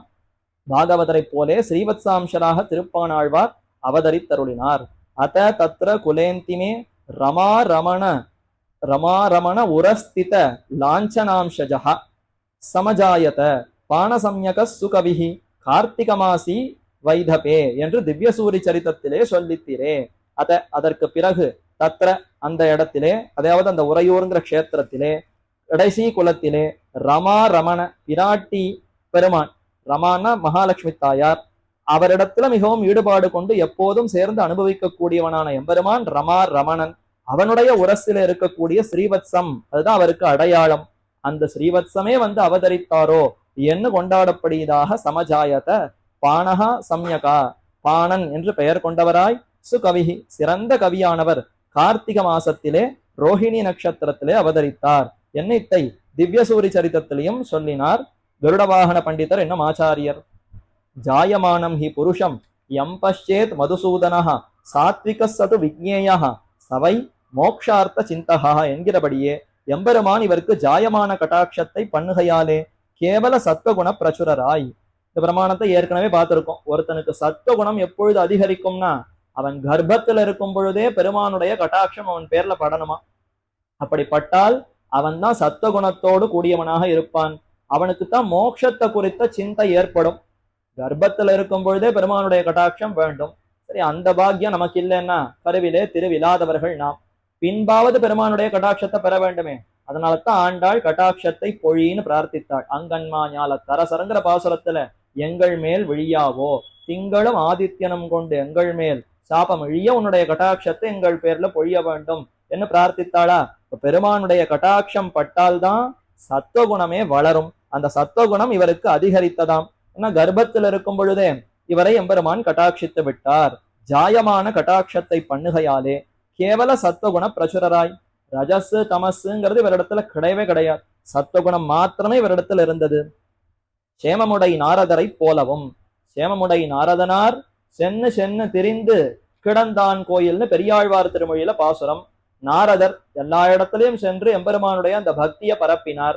ஸ்ரீபாகவதத்துல பார்த்தா அங்க நாரதரை பத்தி ரொம்ப வசத்தியா சொல்லப்பட்டிருக்கிறது. அவர் தான் எல்லா திக்கிலும் போய் எல்லா இடத்துலயும் போய் எம்பெருமானுடைய அந்த பெருமைகளை பேசி பேசி பலருக்கும் உபதேசித்திருக்கிறார். அப்ப சேமமுடை நாரதனார் பிரம்மாவினுடைய மானசபுத்திரர் என்னே அவருக்கு பெருமை. எப்போதும் பிரம்ம பாவனையிலேயே இருப்பார். ஆனானப்பட்ட பிரம்மா எம்பெருமானுடைய திருநாபி கமலத்திலிருந்தே பிறந்தவர். பிரம்ம பாவனையிலேயே இருந்தாரான்னா, பிரம்ம பாவனைனா என்ன? எப்போதும் எம்பெருமானுடைய சிந்தனையிலேயே இருப்பது பிரம்ம பாவனை. கர்ம பாவனைனா அந்த பிரம்மத்தையும் தாண்டி உலக விஷயங்கள், உலகத்தில் இருக்கக்கூடிய அங்க செய்திகள், இதையெல்லாம் மனசுல வாங்கி கொண்டால் கர்ம பாவனை. பிரம்மாவே உபய பாவனையோடு தான் இருப்பார். ஆனா பிரம்மாவுக்கு மானசபுத்திரர்னு கொண்டாடப்படக்கூடிய நாரதர் பிரம்ம பாவனையிலேயே இருந்தார். அப்படிப்பட்ட நாரதரை விட இவருக்கு இன்னும் பெருமை அதிகமா. நாரதரை விட சேமமுடை நாரதரை போலவும் நிகிரஹாத்து தாரயாஸ்மாத்வை தேன கீதபலேன மாம் ஏவ முக்துவாது சண்டாலம் ராட்சசு சரணங்கதா என்கிறபடியே சரணாகதனான பிரம்ம ரக்ஷஸை குறித்து இது நம்பாடுவானுடைய சரித்திரம். கைசிக புராணத்துல அங்க வராக பெருமாள் நம்முடைய இந்த பாடுவான் இருக்காரு, அவனுக்கு எத்தனை பெருமை தெரியுமா என்று அவனை பத்தி தெரிவிக்கும் பொழுது நிகிரஹாத்து தாரையா அஸ்மாத்து வை தேன கீதபலேன மாம் என்ன அந்த பிரம்ம ரக்ஷஸ் சரித்திரம் அனைவருக்கும் தெரிந்திருக்கும். அவர் திருக்குறுங்குடி நம்பிய சேவிக்க போகிற வழியிலே ஒரு பிரம்ம ரக்ஷஸ் அவரை பிடித்து கொண்டது. நீ எப்படி மேற்கொண்டு போகலாம், எனக்கு இன்னைக்கு ஆகாரம் நீதான், இதுதான் விதி. பெருமானா பார்த்து உன்னை எனக்கு ஆகாரமா இங்க அனுப்பியிருக்கார், நான் ரொம்ப காலமா சாப்பிடாம ஒரே பசியோடு தவிக்கிறேன், நீ எனக்கு தகுந்த உணவாக இருக்கிறாய், உன்னை இப்பொழுதே சாப்பிட போகிறேன்னு அது சொல்லித்து. அதை கேட்டவருக்கு ஒரே பயம் பீடித்தது. என்ன பயம்? மரண பயமா? ஐயோ இவனுக்கு ஆகாரமாய் நம்முடைய ஆயுசே முடிய போறதேங்கிற பயமானா? அந்த பயம் இல்லை. இத்தனை வருஷமா நான் பிறந்ததிலிருந்து அறிவு தெரிந்ததிலிருந்து ஒவ்வொரு ஏகாதசியும் அந்த எம்பெருமானுக்கு போய் சேவித்து பல்லாண்டு பாடி பாசுரங்களை பாடி கைங்கரியம் பண்ணி கொண்டிருந்தேன். இப்ப அந்த கைங்கரியம் இந்த ஏகாதசிக்கு பண்ண முடியாம போயிடுமே, அது பெருமானுடைய ஆனந்தத்தையே இல்லாமல் செய்து விடுமே. அவர் சந்தோஷப்படுவதற்குத்தான் இந்த உடல், இந்த ஏகாதசிக்கு இந்த கைங்கரியம் கிட்டும்னு சந்தோஷமா போயிட்டு இருந்தா நடுவுல இப்ப அந்த கைங்கரியத்துக்கு தடையாக இப்படி ஒன்று வந்து விட்டதே என்ன அந்த பிரம்மரக்ஷசனத்துல எடுத்து கூறினார். நான் போய்விட்டு திரும்பி வந்து விடுகிறேன், அதுக்கப்புறம் நீ என்ன வேணுமானும் பண்ணிக்கோ, இந்த ஏகாதசி எம்பெருமானுடைய இந்த கைங்கரியத்தை கெடுக்க வேண்டாம் என்று சொல்ல, இல்ல யாராவது ஒரு முட்டாள் பிரம்மரக்ஷசத்தினிடத்துல மாட்டிக்கொண்டு திரும்பி போய் திரும்பி வரேன்னு வேணாலும் சொல்லுவானா? நீ இந்த மாதிரிலாம் சொல்லி என்னை ஏமாத்த பார்க்கிறாய்ன்னு சொல்ல, இல்ல நான் சபதம் பண்ணுகிறேன், சத்தியமிடுகிறேன், நான் திரும்பி வரவில்லை என்றால் இந்த பாவம் வரட்டும், இந்த பாவம் வரட்டும், இன்ன பாவம் வரட்டும் நிறைய சபதமாக செய்தார். அப்ப கடைசியில சொல்லும் பொழுதோ யாரொருவன் பரமாத்மாவான விஷ்ணுவை காட்டிலும் இன்னும் மேம்பட்டவன் ஒருத்தன் இருக்கிறான்னு கொண்டிருக்கிறானோ, அப்படி சொன்னால் அது எவ்வளவு முட்டாள்தனம், அது எவ்வளவு பாப்பம். ஜகத்துக்கெல்லாம் காரணமா இருக்கக்கூடிய எம்பெருமான காட்டிலும் மிக்கவன் ஒருத்தன் இருக்கிறான்னு சொன்னால் அது எம்பெருமானுக்கு எவ்வளவு வருத்தத்தை கொடுக்குமோ, அது எவ்வளவு பெரிய ஒரு துக்கமாக முடியுமோ, அந்த துக்கம் அந்த கஷ்டம் எனக்கு வரட்டும்னு சொன்ன உடனே விதிர்த்து போய்விட்டது பிரம்மரக்ஷஸ். இப்பேற்பட்ட பெரிய பாவமே எனக்கு வரட்டும்னு சபதம் செய்கிறார்னா இவன் உத்தமன், இவன் சிறந்தவன், இவனை கொண்டு நம்முடைய சாபத்தை போக்கிக்கணும், சரி போயிட்டு வரட்டும்னு அனுமதி அளித்தான். போனார். இத்தனை ஏகாதசியை விட இன்னும் சந்தோஷமா பெருமான பாடினாராம். ஆஹா, இது வரைக்குமாவது இந்த திவ்ய தேசத்துல கைங்கரியம் கிடைத்தது. ஏதோ ஒரு ஏகாதசி நடுவுல 15 நாள் இடைவெளி இருந்தது, இனி இடைவெளியே இல்லாமல் அந்தமில் பேரின்பம் கிடைக்க போகிறது. அதனால ரொம்ப சிறந்த கைங்கரியம் கிடைக்க போறது. இத்தோடு இந்த கைங்கரியத்தை இங்க முடிக்கிறேன், நீரும் ஆனந்தமாக ஏற்றுக்கொள்ள வேண்டும்னு பெருமானிடத்துல விண்ணப்பித்து விட்டு மீண்டும் திரும்பி சந்தோஷமா வந்தார். போகரச்ச இருந்த காட்டிலும் வரச்ச இருந்த பிரகாசத்தை பார்த்துட்டு பிரம்மரக்ஷஸ் காலில் விழுந்து சரணாகதி பண்ணினதான்.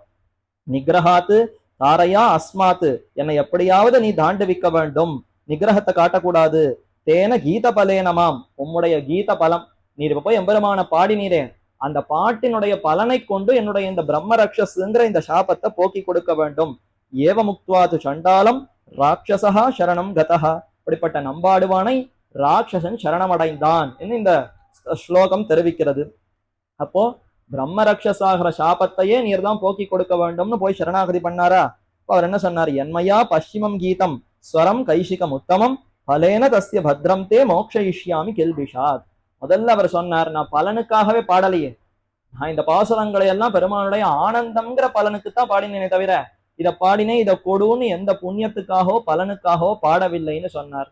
சரி, அப்படி இருந்தால் கூட பெருமானுடைய ஆனந்தம்னு ஒண்ணு இருக்கேன், அந்த ஆனந்தத்தை கொண்டு என்னுடைய பிரம்ம ரக்ஷஸுங்கிற இந்த சாபத்தை போக்கடிக்க வேண்டும்னு கேட்க, சரி சரி, கடைசியாக கைசிக்க பண்ணிலத்தான் அங்க பாசுரத்தை பாடினேன்.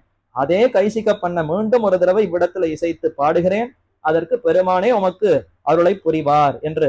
என்மையா பশ্চিமம் கீதம், இறுதியாக என்னால் பாடப்பட்ட அந்த கீதம் ஸ்வரம் கைசிகம் உத்தமம். கைசிகம்ங்கிற அந்த பண்ணிலே, அந்த ராகத்திலே பாடப்பட்ட அந்த பாசுரத்தை, அந்த பாடலை அலேன தஸ்ய பத்ரம் தே, அதை பாடுகிறேன். அதனுடைய பலனாக எம்பெருமானே உம்மை ரட்சிக்கட்டும். மோக்ஷயிஷ்யாமி கில்பிஷாத், இந்த கஷ்டம், இந்த சாபத்திலிருந்து விடுவிக்கட்டும் என்று கைசிக புராணத்தில் யாகதோஷம் பரிஹரித்த பாகவதரை போலவும். அப்போ இந்த பிரம்ம ரக்ஷசு சாபம் எதனால ஏற்பட்டது? முன்பிறவியில ஏதோ அந்தனராக இருந்து பெரிய யாகத்தை தொடங்கினார். அந்த யாகத்தை முடிக்கிறதுக்கு முன்னாடியே ஏதோ ஒரு வியாதி வந்து அப்படியே இவருக்கு மரணம் சம்பவித்து விட்டது. யாகம் முடியலையா, அதனாலேயே ஒரு குற்றம். இந்த வேதத்துல சொல்லப்பட்டிருக்கிற விஷயங்கள், மற்ற உபாயங்கள்லாம் எவ்வளவு கொடுமையானதுன்னா, அதை தொடங்கினா முடிக்கிற வரைக்கும் அதை செய்யணும். பாதியில எங்கேயா நின்று போச்சுன்னா அதுவே ஒரு பெரிய பாப்பமாக முடியும்.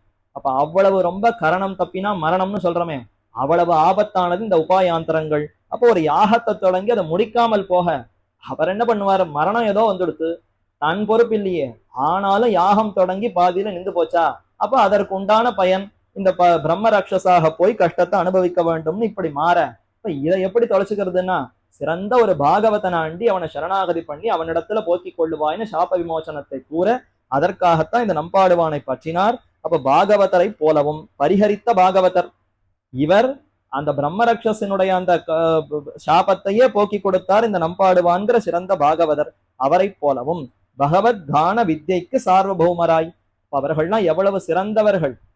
நாரதர் மிகவும் சிறந்தவர். பெருமானுக்கு எப்போதும் கையில வீணையை மீட்டிக்கொண்டு மகதிங்கிற வீணையை வைத்துக் கொண்டு உயர்ந்த பாடல்களை பாடி கைங்கரியம் பண்ணுகிறார். அதே போல இந்த நம்பாடுவானும் அப்படி கைங்கரியம் பண்ணினார். அதே குலத்தில பிறந்தவராய் இந்த திருப்பானாழ்வாரும் கான வித்யை, எம்பெருமானிடத்துல அந்த கானம் பாசுரங்களை பாடுகிற அந்த வித்யை, அந்த ஞானத்துல சார்வபௌமரா இருந்தாராம். அரசரை போலே விளங்கி இருந்தார். பரமாத்மனை சூழ்ந்திருந்து சாமகானம் பண்ணும் நித்தியசூரிகளிலே ஒருவர் வந்து அவதரித்தாரோவென்று சொல்லலாம்படியான திவ்ய சரிதங்களை உடையராய். இவருடைய பெருமையை பார்த்தா, ஏதத் சாமகாயன் நாஸ்தேன்னு வைகுந்தத்துல எப்போதும் சூழ்ந்திருந்து பெருமானுக்கு சாமகானத்தை செய்து கொண்டிருப்பார்களா நித்தியசூரிகள். சதா பஷ்யந்தி சூரையா, கண்ணால பெருமானை எப்போதும் அனுபவிக்கிறார்கள். அந்த அனுபவம், அந்த ஆனந்தம் வெளியில வரும் பொழுது ஹா உஹா உஹான்னு அப்படி வார்த்தையை அப்படி வெளியில விளக்குகிறார்களாம். ஏதோ ஒரு சந்தோஷத்துல ஒரு வார்த்தையை சொல்லணுமே, ஹா ஹா ஹான்னு அப்படி சொல்றதைத்தான் வேதம் ஹாவு ஹாவுன்னு அங்க சொல்லிட்டு தைத்திரிய உபனிஷத்து. அப்படி அந்த வைகுந்தத்திலிருந்து எம்பெருமானுக்கு சாமகானம் பண்ணி கொண்டிருக்கக்கூடிய நித்தியசூரிகள்லயே ஒருத்தர் இங்க வந்து அவதரித்தாரோ என்னமோ என்று சொல்லலாம்படியான பெருமை. அப்படி சரித்தங்களை உடையராய் மோக்ஷார்த்தியான இப்பான் பெருமாள் இத்தனை பெருமையோடு இருந்தார். மோக்ஷம் வேண்டும், மீண்டும் இந்த சம்சாரத்துல பிறை வேண்டாம், போரும் இத்தை அறுத்து தாங்கிற அந்த விருப்பத்தோடு ஸ்வர்ணானுகூலமாக தன்னுடைய வர்ணத்துக்கு சேர, இரண்டாற்றுக்கும் நடுவே தாம் மிதியாமே, தாம் இவ்வளவு தாழ்ந்தவரா பிறந்திருக்கோம், உள்ள போய் அந்த எம்பெருமானுக்கு அவத்தியத்தை ஏற்படுத்தக்கூடாது. வளவேழுலகின் முதலாய வானோர் இறை பெருமான் எப்பேற்பட்டவர். நித்திய சூரிகளே பயந்து பயந்து இவருடைய பெருமைக்கு நாமெல்லாம் சமமானவர்களா, அப்படி சரியாதான் பாடுறோமா, வேண்டிய உபச்சாரங்களை செய்யறோமா இல்லையான்னு அவர்களே கலங்கி இருப்பார்கள். பெருமானுடைய பெருமையை பார்க்க பார்க்க அவர் எங்கே நாம் எங்கேன்னு அவர்களே கலங்கி இருக்க, நாமெல்லாம் அங்க உள்ள போவதுங்கிறது கூடவே கூடாது, காலே மிதிக்க கூடாதுன்னு இவர்கள் தன்னை தாழ்ந்தவனாக நினைத்து கொண்டு இரண்டாற்றுக்கும் நடுவே தாம் மிதியாமே. இரண்டாத்துக்கு நடுவே இருப்பது ஸ்ரீரங்கமா, அந்த க்ஷேத்திரத்துக்குள்ள கால் வைப்பதுங்கிறது கூடாது. அது பரம பாகவதர்கள் உயர்ந்த ஸ்ரீ வைஷ்ணவர்களுக்குன்னு இருக்கக்கூடிய இடம். அஹிருத சகத ஜாஸ்தியாகா சிரஸ்த பந்தாகா என்று ஸ்ரீரங்கராஜஸ்தவத்துல பராசர பட்டர் தெரிவிக்கும் பொழுது, பெரிய பெருமாள் பராமபதநாதன் தானே வந்து சயனித்து கொண்டார் பெரிய பெருமாளாக. அப்ப நித்திய சூரிகளே இந்த ஸ்ரீரங்கம் முழுக்க பல பல மரங்களாக, பல பல விருட்சங்கள் கொடிகள்னு எல்லாமாக இந்த நித்திய சூரிகள் முக்தர்கள் அவர்களே வந்து இந்த உருவத்துல இருக்கிறார்கள் என்று தெரிவித்தார். அப்பேற்பட்ட நித்திய சூரிகள் வானவர்கள் எல்லாம் வந்து இருக்கக்கூடிய இடத்துல நம் கால் மிதிக்கலாமோ, அங்க போகக்கூடாது. இரண்டாற்றுக்கும் நடுவே தாம் மிதியாமே.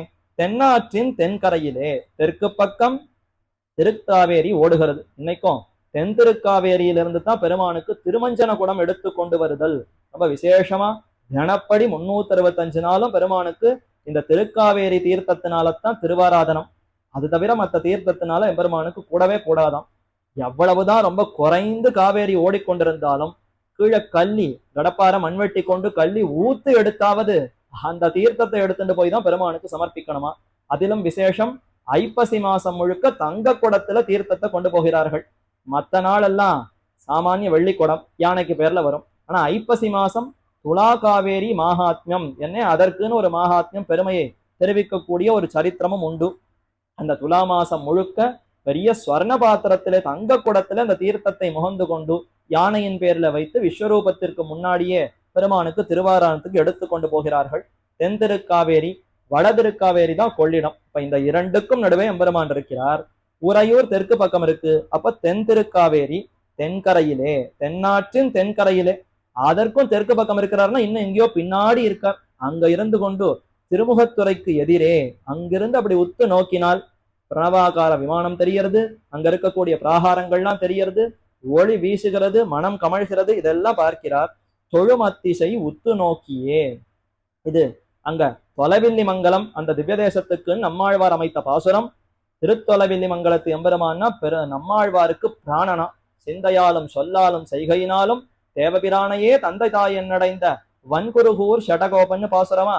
இன்னைக்கும் நவதிருப்பதி கருட சேவை உற்சவம் வைகாசி மாசம் விசாக நட்சத்திரத்தை ஒட்டினார் போல நடக்கக்கூடிய அவதார உற்சவத்துல 5ஆம் தினம் 9 பெருமானும் அங்க எழுந்தருளுகிறார். நவதிருப்பதி கருட சேவை நன்னா நடக்கிறது. மீண்டும் அந்த பெருமாள் எல்லாம் ஆழ்வாருக்கு அனுகிரகித்து விட்டு சன்னதிக்கு போகணுமே. அப்படி போகிறச்ச ரெட்டை திருப்பதி திருத்தொலைவில்லி மங்கலம் அங்க தேவபிரான் அரவிந்தலோசனன் அந்த 2 எம்பெருமானும் வந்து முன்னாடி நின்று பெருமானுக்கு நம்மாழ்வார் உபச்சாரங்களை சமர்ப்பிப்பார். பெருமானும் இவருக்கு மாலை பரிவட்டத்தை எல்லாம் சமர்ப்பித்து விட்டு பல்லக்கோடு கிளம்புவார். அப்படி கிளம்பினார்னா அவர் எவ்வளவு தூரம் சென்று கண்ணை விட்டு மறைகிறாரோ அது வரைக்கும் நம்மாழ்வார் அந்த திசையே பார்த்துட்டு இருப்பாராம்.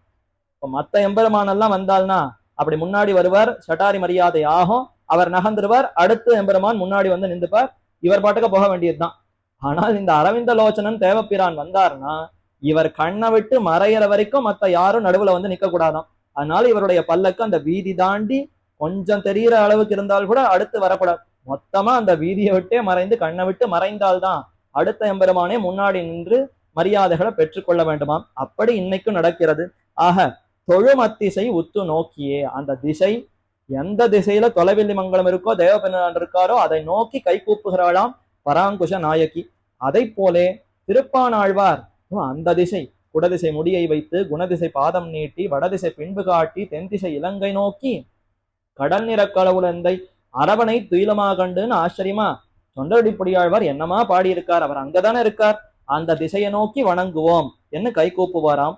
தொழும் அத்திசை உத்து நோக்கியே என்கிறபடியே திருவரங்கமேயான் திசையை நோக்கி தூர நின்று, திருவரங்க எம்பெருமான் எழுந்தருள் இருக்கிற அந்த திசையை நோக்கி தூரக்கவே நின்று வளந்தாங்கு சக்கரத்தங்கள் மணிவண்ணர் காலென்னு உள்கலந்து விளையும் கையுமாய் வீணையும் கையுமாய், கைகள்ல வீணை எடுத்துக்கொண்டு அந்த எம்பெருமானுக்கு உயர்ந்த கைங்கரியத்தை பண்ணுவோம் என்று கைங்கரியம் பண்ணுகிறார். ஆக வளந்தாங்கு சக்கரத்தன்னல் திருவரங்கமேயான் திசையை வளந்தாங்கு சக்கரத்தன்னல், கைகள்ல சக்கரத்தாழ்வார பற்றி இருக்கக்கூடிய அண்ணல். அந்த சக்கரத்தை எதுக்கு பத்தின்னு இருக்கார்? தமக்கு ஒரு பெருமை, தமக்கு அழகுன்னு பத்துகிறாரான்னா இந்த அடியவர்களுக்கு இருக்கக்கூடிய கஷ்டத்தை போக்கணுங்கிறதுக்காகத்தான் கைகள்ல சங்கத்தையும் சக்கரத்தையும் பத்தி இருக்கிறாராம். ஏதே சுதர்சன பிரதா ஷேமங்கரா பாகவஹா என்று திருவரங்க ரங்கராஜ ஸ்தவத்துல பராசர பட்டரும் அனுபவித்தார். எப்போதும் இதை பத்தி இருக்கிறாரேன்னா ஏன்னா அடியவர்களுக்கு எப்போது என்ன ஆபத்து வருமோ அதை உடனே போக்கடிக்க வேண்டுமே. கொஞ்சம் பொறும், உள்ள ஆயுத சாலையில தான் ஆயுதம் இருக்கு, எடுத்து பட்ட தீட்டி கொண்டு வரேன்னா நம்பிக்கையே போயிடும். அதனால சுடராழி எப்போதும் கைகழா நேமியான்னு கைகள்ல பிடித்து கொண்டு எம்பெருமான் சேவை சாதிக்கிறான். திருவரங்கமேயான் வளந்தாங்கு சக்கரத்தன்னல் மணிவண்ணன், அழகான ஆச்சரியமான திருமேனி. அந்த எம்பெருமானுக்கு ஆள், அவருக்கே ஆட்பட்டவன் நானே தவிர நான் பாணர் குடியில பிறந்தேங்கிறதுக்காக வேற எதையும் பண்ணக்கூடாது. சாமான்யமா இந்த பாணர் குடியில இருப்பவர்கள் ஒரு நாயக்கனும் ஒரு நாயகிக்கும் ஏதோ சற்று பூசல் ஏற்பட்டது அப்படின்னா நடுவுல போய் 2 பேரையும் சமாதானம் செய்யணுமா. அப்படிப்பட்ட தொழில் செய்பவர்கள் தான் பாணர் குடியில பிறந்தவர்கள். இது ஏதோ உலகத்துல இருக்கக்கூடிய ராஜா ராணி அரசன் அரசி இவர்களுக்கு நடுவே போய் நம்ம என்னத்தை சமாதானம் பண்ணுவது? இதெல்லாம் வேண்டாம். நமக்கு இருக்கவே இருக்கார் பெரிய பெருமாள். இந்த நாக்கு அவரைத்தான் பாடணும். இந்த உடல் அவருக்காகவே படைக்கப்பட்டது. அப்ப மத்த இடத்துக்கு நம்ம போகக்கூடாதுன்னு அந்த திருவரங்கனுக்கே நான் ஆள் என்று உள் கலந்து வீணையும் கையுமாய் உள்ளம் அவரிடத்திலேயே கலந்து கையில வீணை எடுத்துக்கொண்டு எப்போதும் திருப்புகழ்கள் பலவும் பாடிக்கொண்டு பெருமானுடைய குணங்கள் அவருடைய பெருமைகள் அதையே எப்பொழுதும் பாடிக்கொண்டு சிந்திக்கும் திசைக்கும் தேரும் கைகூப்பும் என்கிறபடியே பெரிய பெருமாளை அனவரத பாவனை பண்ணி பொறுகையாலே. இதுவும் நம்மாழ்வாருடைய பாசுரம். சிந்திக்கும் திசைக்கும் தேரும் கைகூப்பும், எப்போதும் பெருமான சிந்திக்கும். வந்துட்டாரோ என்ன ஆச்சரியமா பார்ப்பார். தேரும் சரி வரல, கண்டிப்பா வருவார் இன்னும் தேறி இருப்பார். கைகூப்பும் வரும் வரைக்கும் நம்முடைய நிலை எப்படி இருக்கணும்னா கைகூப்பி கொண்டு எதிர்பார்ப்பதுதான் நம்முடைய நிலையை தவிர நிர்பந்திக்க முடியாதே. அப்ப நாம கைகூப்பி கொண்டு நிற்போம், என்ன இப்படி இருப்பறான் என்கிறபடியே பெரிய பெருமாளை அனவரத பாவனை பண்ணி போருகையாலே இடைவிடாமல் எப்போதும் நினைத்து கொண்டிருப்பார். ததோமே தத்கதம் மனஹா என்கிறபடியே பெரிய பெருமாளும் இவர் பக்கல். அப்ப இப்படி ஒரு அடியவன் இருக்கிறார்னா அந்த அடியவனை நோக்கித்தான் என்னுடைய மனசு போகுமே தவிர வேற எங்கும் செல்லாதுன்னு இது எம்பெருமானே சொல்லுகிறான். இதே மாதிரித்தான் பீஷ்மர் இடத்துல என் மனசு போயிட்டுன்னு கண்ணன் தெரிவித்தாராம். ஷரதல்பகதோ பீஷ்மஹா ஷாம்யன்னிவ ஹுதாசனஹா மாம் தியாதி புருஷவியாகிரஸ்ததோமே தத்கதம் மனஹா. தர்மபுத்திரன் வந்து கண்ணன் இடத்துல அதை சொல்லு இதை சொல்லுன்னு கேட்டாராம். கொஞ்ச நேரம் இருக்கியா, பீஷ்மர் இப்ப ஷரதல்பத்துல கிடக்கிறார், பிராணனே விட போகிறார். சிறந்த ஞானி, என்னிடத்துல சிறந்த பக்தி உண்டு, அவர் கிளம்ப போகிறார்னு நினைச்ச உடனே என் மனசே இப்ப அவரிடத்துலதான் ஈடுபட்டு இருக்கிறது. ஆகவே கொஞ்ச நேரம் இரு, அவரை பத்தி இப்ப என்னுடைய மனசு சிந்தித்து கொண்டிருக்கிறதுன்னு தர்மபுத்திரன் இடத்துல கண்ணன் தெரிவித்தார்னா அப்ப ஒரு சிறந்த பக்தனிடத்துல எம்பெருமானுக்கே திருவுள்ளம் அவனிடத்திலே ஈடுபடுகிறது என்பதைத்தான் இந்த பிரமாணம் தெரிவித்து ததோமே தத்கதம் மனஹா என்கிறபடியே பெரிய பெருமாளும் இவர் பக்கல் உவந்த திருவுள்ளத்தராக உவந்த உள்ளத்தனாய் உலகமளந்தாண்டமரன்னு அமலநாதிபிரான்ல பாசுரம். அந்த அமலநாதிபிரான் பாசுரத்திற்கு ஏற்ப பெருமாள் உவந்த உள்ளத்தனாக திருவுலகம் இந்த உலகத்தை எல்லாம் அளந்தான் திருவிக்கிரமனாக. அதே மாதிரி இந்த ஆழ்வாரிடத்திலையும் உவந்த உள்ளத்தனாக மிகுந்த உகப்போடு அவ்வளவிலே என்ன மேலே தெரிவிக்கிறார். இந்த சரித்திரம் மட்டும் 2 விதமாக தெரிவிக்கப்படுகிறது. இங்க அடைப்புக்குள்ள குறிக்குள்ள போட்டு இந்த குறியிட்ட இடத்தில் சில பிரதிகளின் பாடம் என்ன மற்றொரு பாடத்தையும் தெரிவிக்கிறார். இந்த விஷயம் நடந்ததாகவும் சிலர் தெரிவிக்கிறார்கள், இப்படி நடக்காமல் மேற்கொண்டு நடந்தது மட்டும் இருப்பதாகவும் தெரிவிக்கிறார்கள். இருக்கிறத நிறைய வாசி அனுபவித்து விடுவோம். இப்பான் பெருமாள் திருமுகத்துறைக்கு அருகே பெரிய பெருமாளிடத்தே பரபக்தி பரஜான பரமபக்திகளை உடையராய் மிகவும் பரவசராய் கண்களை மூடிக்கொண்டு இதுதான் தினப்படி செய்து கொண்டிருக்கிறார். அப்ப தினப்படி வருவார். சூரிய உதயத்துக்கு முன்பே புறப்பட்டு வந்து அந்த புறச்சோலைகள்ல நின்று கொண்டு திருவரங்க எம்பெருமானுடைய புகழ பாடுவார். அதைத்தான் பாடிக்கொண்டிருந்தாராம். பரபக்தி பரஜான பரமபக்திகளை உடையராய், சிறந்த பக்தி சிறந்த ஞானம் உயர்ந்த பக்தி, இத்தோடு பரவசராய் வேறு எதுவுமே தெரியாது. ஆஹ்லாத சீத நேத்ராம்புகு புலகீகித காத்திரவான் சதா பரகுணா விஷ்டகா என்ன ஒரு அடியவன் எப்படி இருக்கணும்னா அவனுக்கு எறும்பு கடிச்சா கூட தெரியக்கூடாதான். பெருமானையே தியானித்து கொண்டிருந்தால் கண்கள்ல ஜலம் பெருகி கொண்டிருக்கணும், மயிர் கூச்செறிந்து காணப்பட வேண்டும். உலகத்துல வேற எந்த விஷயம் நடந்தாலும் அதனால எந்த ஒரு அசைவும் அதிரும் இல்லாதவனாய் அப்படி ஈடுபட்டிருக்க வேண்டும்னு பெரிய சாஸ்திரங்கள் தெரிவிக்கிறது. அதை போலத்தான் இவர் இருந்தாராம். பரவசராய் கண்களை மூடிக்கொண்டு உள்ளத்தாலேயே அந்த எம்பெருமான தியானிக்கிறார். திருப்புகழ்கள் பலவும் பாடிக்கொண்டிருக்க செய்தே ஸ்ரீ லோகசாரங்க மகாமுனீந்திரரும் விடிவு காலத்தே பெருமாளுக்கு திருமஞ்சனக்குடம் எடுத்து கொண்டு போய் நின்று இவரை கண்டு. அப்ப விடிவு காலம் வந்து விட்டதுன்னா தினப்படி தீர்த்த குடம் எடுத்துட்டு போய் பெருமானுக்கு தீர்த்தத்தை கொண்டு போய் சமர்ப்பிக்கணுமே. அப்ப இருந்த பெரியவர் கைங்கரியபரர் ஸ்ரீ லோகசாரங்க மகாமுனிவர் என்று ஒருத்தர் இருந்தார். அவர் தான் போய் தினப்படி தீர்த்தம் கொண்டு வருவார். அவர் போய் திருமஞ்சனக்குடம் எடுத்து கொண்டு வர போய் நின்று பார்த்தால் இவர் நடுவுல நின்று கொண்டிருக்கிறார், பெருமானையே தியானித்துக் கொண்டிருக்கிறார். ஏதும் தெரியல, பக்கத்துல என்ன நடக்கிறது எதிரில் என்ன நடக்கிறது ஒன்னும் தெரியாமல் ஈடுபட்ட மனசோடு இப்படி இருக்கிறாரே. தூரப்போ என்று சொல்ல சற்று இவர நகரும் தூரப்போம் என்று சொல்லியிருக்கார். ஆனா அவருக்கு அது கேட்கவே இல்லை. இவரும் திருமேனி தெரியாமல் இருக்க எதிரில் வந்தவர் யார் எதுவுமே அவருக்கு தெரியல. அவர் பெருமானிடத்திலே ஈடுபட்டவரா இருக்கிறார். அவரும் ஒரு கல்லை எடுத்து வீசி எறிய, பக்கத்துல இருந்த ஒரு கல்லை எடுத்து அப்படி வீசி எறிய இவருடைய முகத்திலே பட்டு ருதிர வருஷமாக வருஷிக்க அந்த கல்லு பட்டு உடனே சற்று ரத்தம் தெளித்தது. இவரும் கண்களை விழித்து, அதுக்கப்புறம் தான் கண்களை விழித்து பார்க்கிறார். கலங்கி மகா பாகவத அபச்சாரப்பட்டோம் என்று தூர போய் நிற்க, ஓ பெரிய அபச்சாரப்பட்டோமே, பெரிய பெருமாளுடைய திருவாராதனத்துக்காக தீர்த்தம் கொண்டு வருபவருக்கு நான் இடைஞ்சலா நடுவுல நின்று விட்டேனே, என்னால இப்ப திருவாராதனமே தாமதமாக போகிறதுன்னா இது கூடுமோ? நான் ஒருவன் தியானிக்கிறேங்கிறதுக்காக பெருமானுக்கு இப்படிப்பட்ட ஒரு தடையா? இது பெரிய அபச்சாரம். அதுவும் இவருடைய கைங்கரியத்துக்கு தடையாக வேற நாம நின்று விட்டோம். அவர் சிறந்த மகாபாகவதர், இப்படி ஒரு அபச்சாரப்பட்டோமே என்று தூர போய் நிற்க, அவரும் நீராடி நித்திய கர்மானுஷ்டானங்கள் செய்து பின்பு தீர்த்தமாடினார். திருமஞ்சன குடத்தை எடுத்துட்டார், நித்தியானுஷ்டானங்களை செய்தார். திருமஞ்சனம் எடுத்துக்கொண்டு சத்திர சாமர தாள விருத்தாதிகளை சகலவாத்திய கோஷத்துடனே பெருமாள் சந்நிதியிலே செல்லா நிற்க தீர்த்தத்தை எடுத்துக்கொண்டார். அதற்கு இருக்கக்கூடிய மரியாதை, சத்திரம் சாமரம் வாத்திய கோஷம் அனைத்து மரியாதைகளோடு சன்னதிக்கு எடுத்துக்கொண்டு போக பெருமாளும் திருவுள்ளம் கலங்கி, இப்படி ஒரு அடியவனிடத்துல ஒரு அபச்சாரப்பட்டால் அது பெருமானுடைய உள்ளம் எவ்வளவு சீரும். அந்நிடத்தில் அபச்சாரப்பட்டால் கூட அவ்வளவு பெருமான் சீரமாட்டான். அடியவர்களிடத்தில் அபச்சாரப்பட்டால் பொறுக்க மாட்டேன். நக்ஷமாமி வசுந்தரே என்று பூமி பிராட்டியின் இடத்துல வராக பெருமாள் தெரிவிக்கிறார். பத்மகோட்டி சதேனாப்பி, ஆயிரமான கோடிக்கணக்கான தாமரைகளை கொண்டு என்னுடைய திருவடிகள்ல கோடிக்காலம் எத்தனையோ கணக்கான ஊழிக்காலமாக என்னை ஆராதித்தாலும் நான் பாகவத அபச்சாரப்பட்டவனை மன்னிக்கவே மாட்டேன். என்னிடத்தில் அபச்சாரப்பட்டா ஒரு புஷ்பத்தை கொண்டு வந்து சமர்ப்பித்தால் கூட சரி போகட்டும்னு விட்டு விடுவேன். ஆனா ஒரு அடியவனிடத்தில் அபச்சாரப்பட்டு விட்டு நீ ஆயிரக்கணக்கான மலர்களை கொண்டு வந்து சமர்ப்பித்தாலும் அதற்கு நான் மன்னிக்க மாட்டேன் அவ்வளவு கோபமா தெரிவிக்கிறார். அப்ப பெருமானுடைய உள்ளம் மிகவும் கலங்கி மிகவும் வருத்தப்பட்டார். நம்ம கைங்கரியபரரா இருக்கக்கூடிய லோகசாரங்கர் போய் இப்படி அபச்சாரப்பட்டு விட்டாரே, அந்த திருப்பான ஆழ்வாரிடத்துல இப்படி நடந்து கொண்டு விட்டாரே என்று மிகவும் கலங்கி, அப்படி இருக்கும் பொழுது என்ன ஆச்சுன்னா, நம்முடைய பக்தனை இவர் இப்படி செய்யவோ என்று கணக்க நொந்திருக்க, அவருடைய பெருமையை தெரிந்து கொள்ளாமல் இப்படி நடந்து விட்டாரேன்னு மிகவும் நொந்து போயிருந்தாராம். அவ்வளவிலே நாச்சியாரும் பெரிய பெருமாளுடனே நமக்கு அந்தரங்கரான இப்பான் பெருமாள் புறம்பே நிற்கலாமோ என்று கேட்கிறாள்.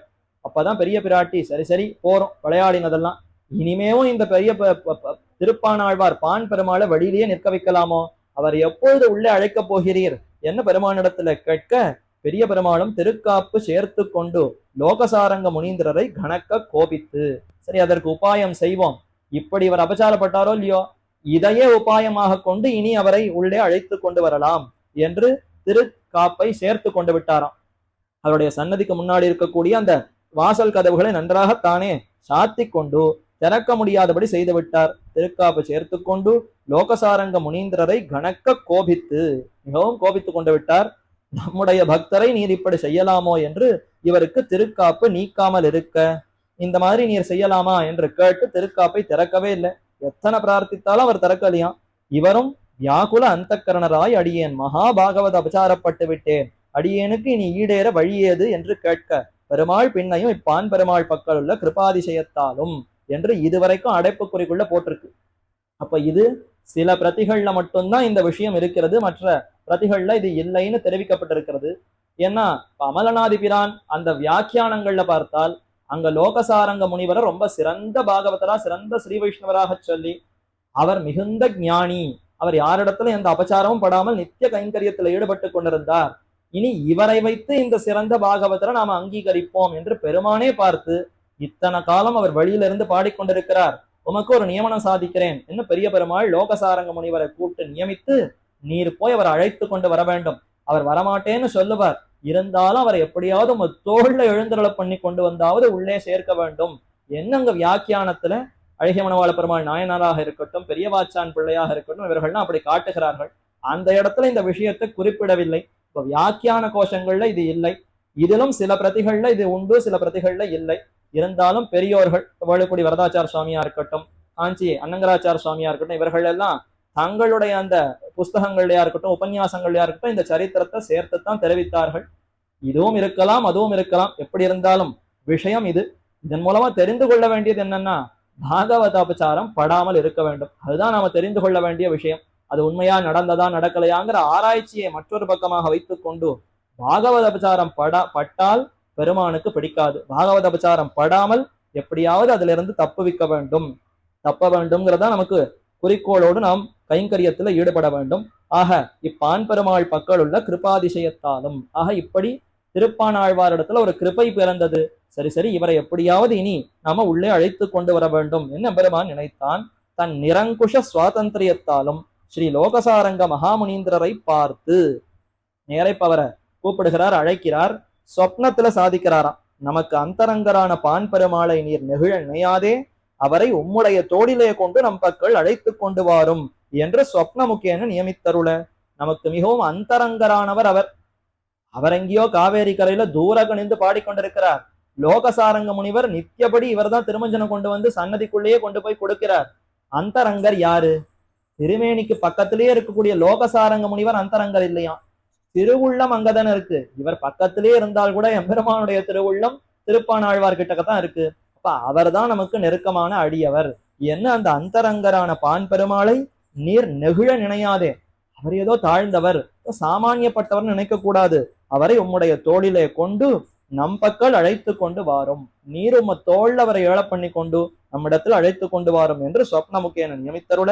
அவரும் வெடிவோரை எழுந்திருந்து அத்தியமே சபலம் ஜென்ம, இன்னைக்குதான் நமக்கு சுப்பிரபாதம் ஏற்பட்டது என்று ராத்திரி எல்லாம் கலங்கி கொண்டிருந்தார். இப்படி ஒரு சொப்னம் வந்தவுடனே, ஆஹா நல்ல வெடிவாச்சே, பெருமானே இப்படிப்பட்ட ஒரு உபாயத்தை சொல்லி பிராயச்சித்தமாக இத்த விதித்திருக்கிறாரே, சரி சரி நிச்சயம் பரமபாகவதரான அவரை எழுந்தருள பண்ணி கொண்டு பெரிய பெருமாளிடத்துல கொண்டு போய் சேர்ப்போம்.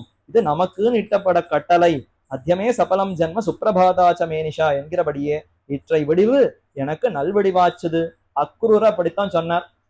தினப்படி கம்சன் முகத்துல விழித்தேன், இனி நல்ல காலம் போய் கண்ணன் முகத்துல பார்க்க போகிறேன். கம்சனா பார்த்து போ பிருந்தாவனம் போ, கோகுலத்துக்கு போ, அழைத்து கொண்டு வான்னு என்னை நியமித்திருக்கிறான்னா, சரி சரி போய் கண்ணனை பார்க்கறதுக்கு ஒரு வாய்ப்பு கிட்டியதேன்னு சந்தோஷப்பட்டார். அத மாதிரி இங்க யாரோ தாழ்ந்தவனை பார்க்கல, லோகசாரங்க முனிவர் பெருமாளைத்தான் பார்த்து கொண்டிருந்தார். ஆனாலும் ஒரு சிறந்த பாகவதரை பார்க்கக்கூடிய வாய்ப்பு இன்னைக்கு கிட்ட போகிறதே. பெருமானாலேயே மிகவும் அபிமானிக்கப்பட்ட ஒரு பாகவதர் பார்க்கிறோம்னா அப்ப அதுதானே இன்னும் சிறந்த நல்வடிவு, அதுதானே சுப்பிரபாதம். அப்ப அவரை போய் பார்த்து அழைத்து கொண்டு வருவோம் என்று இற்றை விடிவு எனக்கு நல்வடிவாச்சுது என்ற சொப்னத்தை நிச்சயித்து மிகவும் ஹிருஷ்டராய் மிகவும் சந்தோஷப்பட்டார். இத்தனை நாள் நாம ஏதோ ஒரு கைங்கரியம் பண்ணோம், இன்னைக்குதான் அவருக்கு சந்தோஷமான கைங்கரியத்தை பண்ணுகிறோம். அதுதானே இன்னும் உயர்ந்தது. எனக்கு எது தெரியுமோ எது பிடிக்குமோ அத்தை செய்து கொண்டிருப்பதை விட அவருக்கு எது மிகவும் பிடிக்குமோ எது சந்தோஷமோ அத்தை செய்தால்தானே இன்னும் அது உயர்ந்த கைங்கரியமா இருக்கும். ஆஹா இப்படிப்பட்ட கைங்கரியம் நமக்கு வாய்ச்சதே என்ன மிகவும் சந்தோஷப்பட்டவராய் அந்த தோதவத்தி தூய்மறையோருடனே திருமுகத்துறையிலே மத்துமுண்டான பாகவதர்கள் ஸ்ரீ வைஷ்ணவர்கள் இதை பத்தி எல்லோருக்கும் சொல்லி பெரிய பெருமாள் இப்படி சொப்னம் சாதித்தார், இன்னைக்கு போய் அவரை அழைத்து கொண்டு வர சொல்லி இருக்கிறார்னு ஊர் முழுக்க இந்த விஷயத்தை சொல்லி நாட்காலே நீராடி அந்த திருமுகத்துறையில போய் நீராடினார். நித்திய அனுஷ்டானம் செய்தருளி செய்ய வேண்டிய கர்மங்கள் சந்தியாவந்தனம் முதலானதெல்லாம் செய்து சுதூரமபி கந்தவியம் எத்திர பாகவத ஸ்திதா என்கையாலே இவ்வாழ்வார் அதி தூரத்திலே நின்று யாழினிசை வண்டினங்களாளம் வைக்கும் அரங்கத்தை நோக்கி நித்தியமாக சேவித்து ஸ்தோத்திரம் பண்ணி கொண்டு நிற்கிற விடத்தேற எழுந்தருளி. இப்ப பக்கத்துல இருந்தா இந்த மாதிரி அபச்சாரம் வந்துடுத்து, இன்னும் தள்ளி போகலாம்னு சொல்லி திருப்பானாழ்வார் நேற்றைய விட இன்றைய தினம் இன்னும் தள்ளி தூரக்க போய் நின்று கொண்டு பெருமானிடத்துல ஈடுபட்டவராய் பாடிக்கொண்டு மெய்மறந்து நிற்கிறார். அவர் எங்கு இருக்கிறாரோ அங்கு போய் அழைத்து கொண்டு வரணுமா. அதத்தான் இந்த பிரமாணம். சுதூரமபி கந்தவியம் எத்திர பாகவத ஸ்திதா. ஒரு ஸ்ரீ வைஷ்ணவன் பாகவதன் எங்கேயோ ஒரு இடத்துல இருக்கிறார்னா நீர் வாரும்னு நம்ம அவரை அழைக்க கூடாதான், நாம போய் அவரை அழைத்து கொண்டு வரணும். முன்பே போய் அவரை அழைத்து விசாரித்து இந்த பக்கம் எழணும் இந்த பக்கம் எழணும் இப்படி வரணும்னு அவரை வழி சொல்லி அழைத்து கொண்டு வர வேண்டுமே தவிர இருந்த இடத்துலயே அப்படி வா இப்படி வான்னு ஒரு பாகவதன் இடத்துல அப்படி சொல்லக்கூடாது. ஆஹா சுதூரமபி கந்தவியம், ரொம்ப தூரத்துல இருந்தாலும் போய் அவரை அழைத்து கொண்டு வர வேண்டுமாம். எங்கையாலே இவ்வாழ்வார் ரொம்ப தூரத்துல நின்று யாழினிசை வண்டினங்கள் ஆழம் வைக்கும். அந்த இடத்துல திருவரங்கம் எப்படின்னா வண்டுகள் எல்லாம் கூட உடைய கீதமா பாடி இசையா பாடி கைங்கரியம் பண்ணக்கூடிய இடம். ஆழம் வைக்கும் அரங்கத்தை நோக்கி நித்தியமாக சேவித்து எப்போதும் அந்த திசையை நோக்கி சேவித்து ஸ்தோத்திரம் பண்ணி கொண்டு நிற்கிற விடத்தேற எழுந்தருளி பாடிக்கொண்டிருக்கிறார் திருப்பானாழ்வார். அவர் இடத்திற்கே சென்று இப்பான் பெருமாள் திருவடிகளே தாளும் தடக்கையும் கூப்பி தண்டன் சமர்ப்பித்து, அவருக்கு ஒண்ணுமே தெரியல, அவர் பாட்டுக்கு நிஷ்டிந்தையா பெருமாளை தியானித்துக் கொண்டிருக்கிறார். இவர் வந்தார், கீழே விழுந்து தாளும் தடக்கையும் கூப்பி சாஷ்டாங்க நமஸ்காரம் பிரணாமத்தை தெரிவித்து நம்பெருமாள் தேவரீரை எழுந்தருள பண்ணுவித்துக் கொண்டு வரவேணும் என்று அடியேன்னு நியமித்தருளினார். இதோ பெரிய பெருமாளுடைய நியமனம், உம்மை எப்படியாவது எழுந்தருள பண்ணி கொண்டு வர வேண்டும்னு சொல்லிவிட்டார் என்று சொல்ல விண்ணப்பம் செய்ய ஆழ்வாரும் குளந்தாங்கு சாதிகள் நாளிலும் கீழிழுந்து. இதே பாசனம்தான். 4 சாதி 4 குலங்களுக்குள்ளேயும் நான் பிறக்கலையே, ரொம்ப கீழ்பட்டவனாக வேணோ பிறந்திருக்கிறேன், என்னை எப்படி நீர் உள்ள அழைத்து கொண்டு போக முடியும்? நான் வரவே முடியாதே, என் கால் படக்கூடாதே. குலங்களாய ஈரிரண்டில் ஒன்னிலும் பிறந்திலேன் என்றும் நீசனேன் நிறையொன்னுமிலேன் என்றும் சொல்லுகிறபடியே ஸ்வநைச்சியத்தை முன்னிட்டு பிற்காலித்து. இவர் சொல்ற அவரால் வாயை கூட திறக்க முடியல. கேட்ட உடனே ஒரே அதிர்ச்சி. நாம எப்படி உள்ள போறது, முடியாதே முடியாதேன்னு இன்னும் பின்னாடி பிற்காலித்து போனாராம்.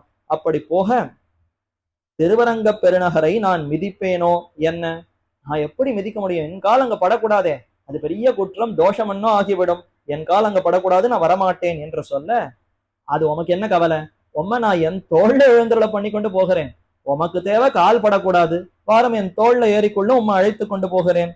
மகாமுனிகளும் லோகசாரங்க மகாமுனிகளும் ஆகில் அடியனுடைய தோளின் மேலே எழுந்தருளும் பெருமாள் அருள் பாடி தருணபடியே எழுந்தருள்வித்துக் கொண்டு போகிறேன். எப்படி இருந்தாலும் அழைத்து கொண்டு வந்தாதான் இனி மேற்கொண்டு கதவை திறந்து அவர் ஸ்வீகரிப்பார், திருவாராதனத்தை ஏற்றுக்கொள்ளுவார்னு சொல்லிட்டார். இனி விருப்பம், நீர் வரப்போகிறீரா இல்லையான்னு அவரிடத்துல விட்டு அவர் என்ன பண்ணுவார், பெரிய பெருமாளே இப்படி நியமிச்சுட்டார்னா வேற ஒண்ணுமே பண்ண முடியாது. சரி வரேன் என்று இசைந்து இவர் தோளில் அவரை எழுந்தருள பண்ணி கொண்டு உள்ளே செல்லுகிறார்கள். ஆகில் அடியனுடைய தோள்களின் மேலே எழுந்தருளும் என்று சொல்லி செய்தலை எழு நாத்து போல் அவன் செய்வன செய்து கொள்ள என்கிறபடியே அவன் செய்யும் சேமத்தை எண்ணி தெளிவுத்து. ஆழ்வாருக்கு என்ன செய்யறதுன்னே புரியல. இப்படி ஒரு தர்ம சங்கடமான நிலையை வச்சுட்டா என்ன பண்றது, இதுதான் தர்ம சங்கடம். இந்த பக்கமும் தர்மம், அந்த பக்கமும் தர்மம். தன் நிலைய பார்த்தா உள்ள போகிறது உச்சிதம் அன்று, பெருமாளை பார்த்தா அவர் சொன்னதை கேட்டுத்தான் ஆகணும். என்ன செய்யறதுன்னு தெரியலையே. நம்ம தர்மம் ஒண்ணும் இல்லை, நாம பிறந்ததெல்லாம் ஒன்றா, அவர் என்ன உகக்கிறாரோ அதை செய்வதுதான் உயர்ந்த தர்மம். அப்ப அவர் வழியே பின் சென்று விடுவோம்.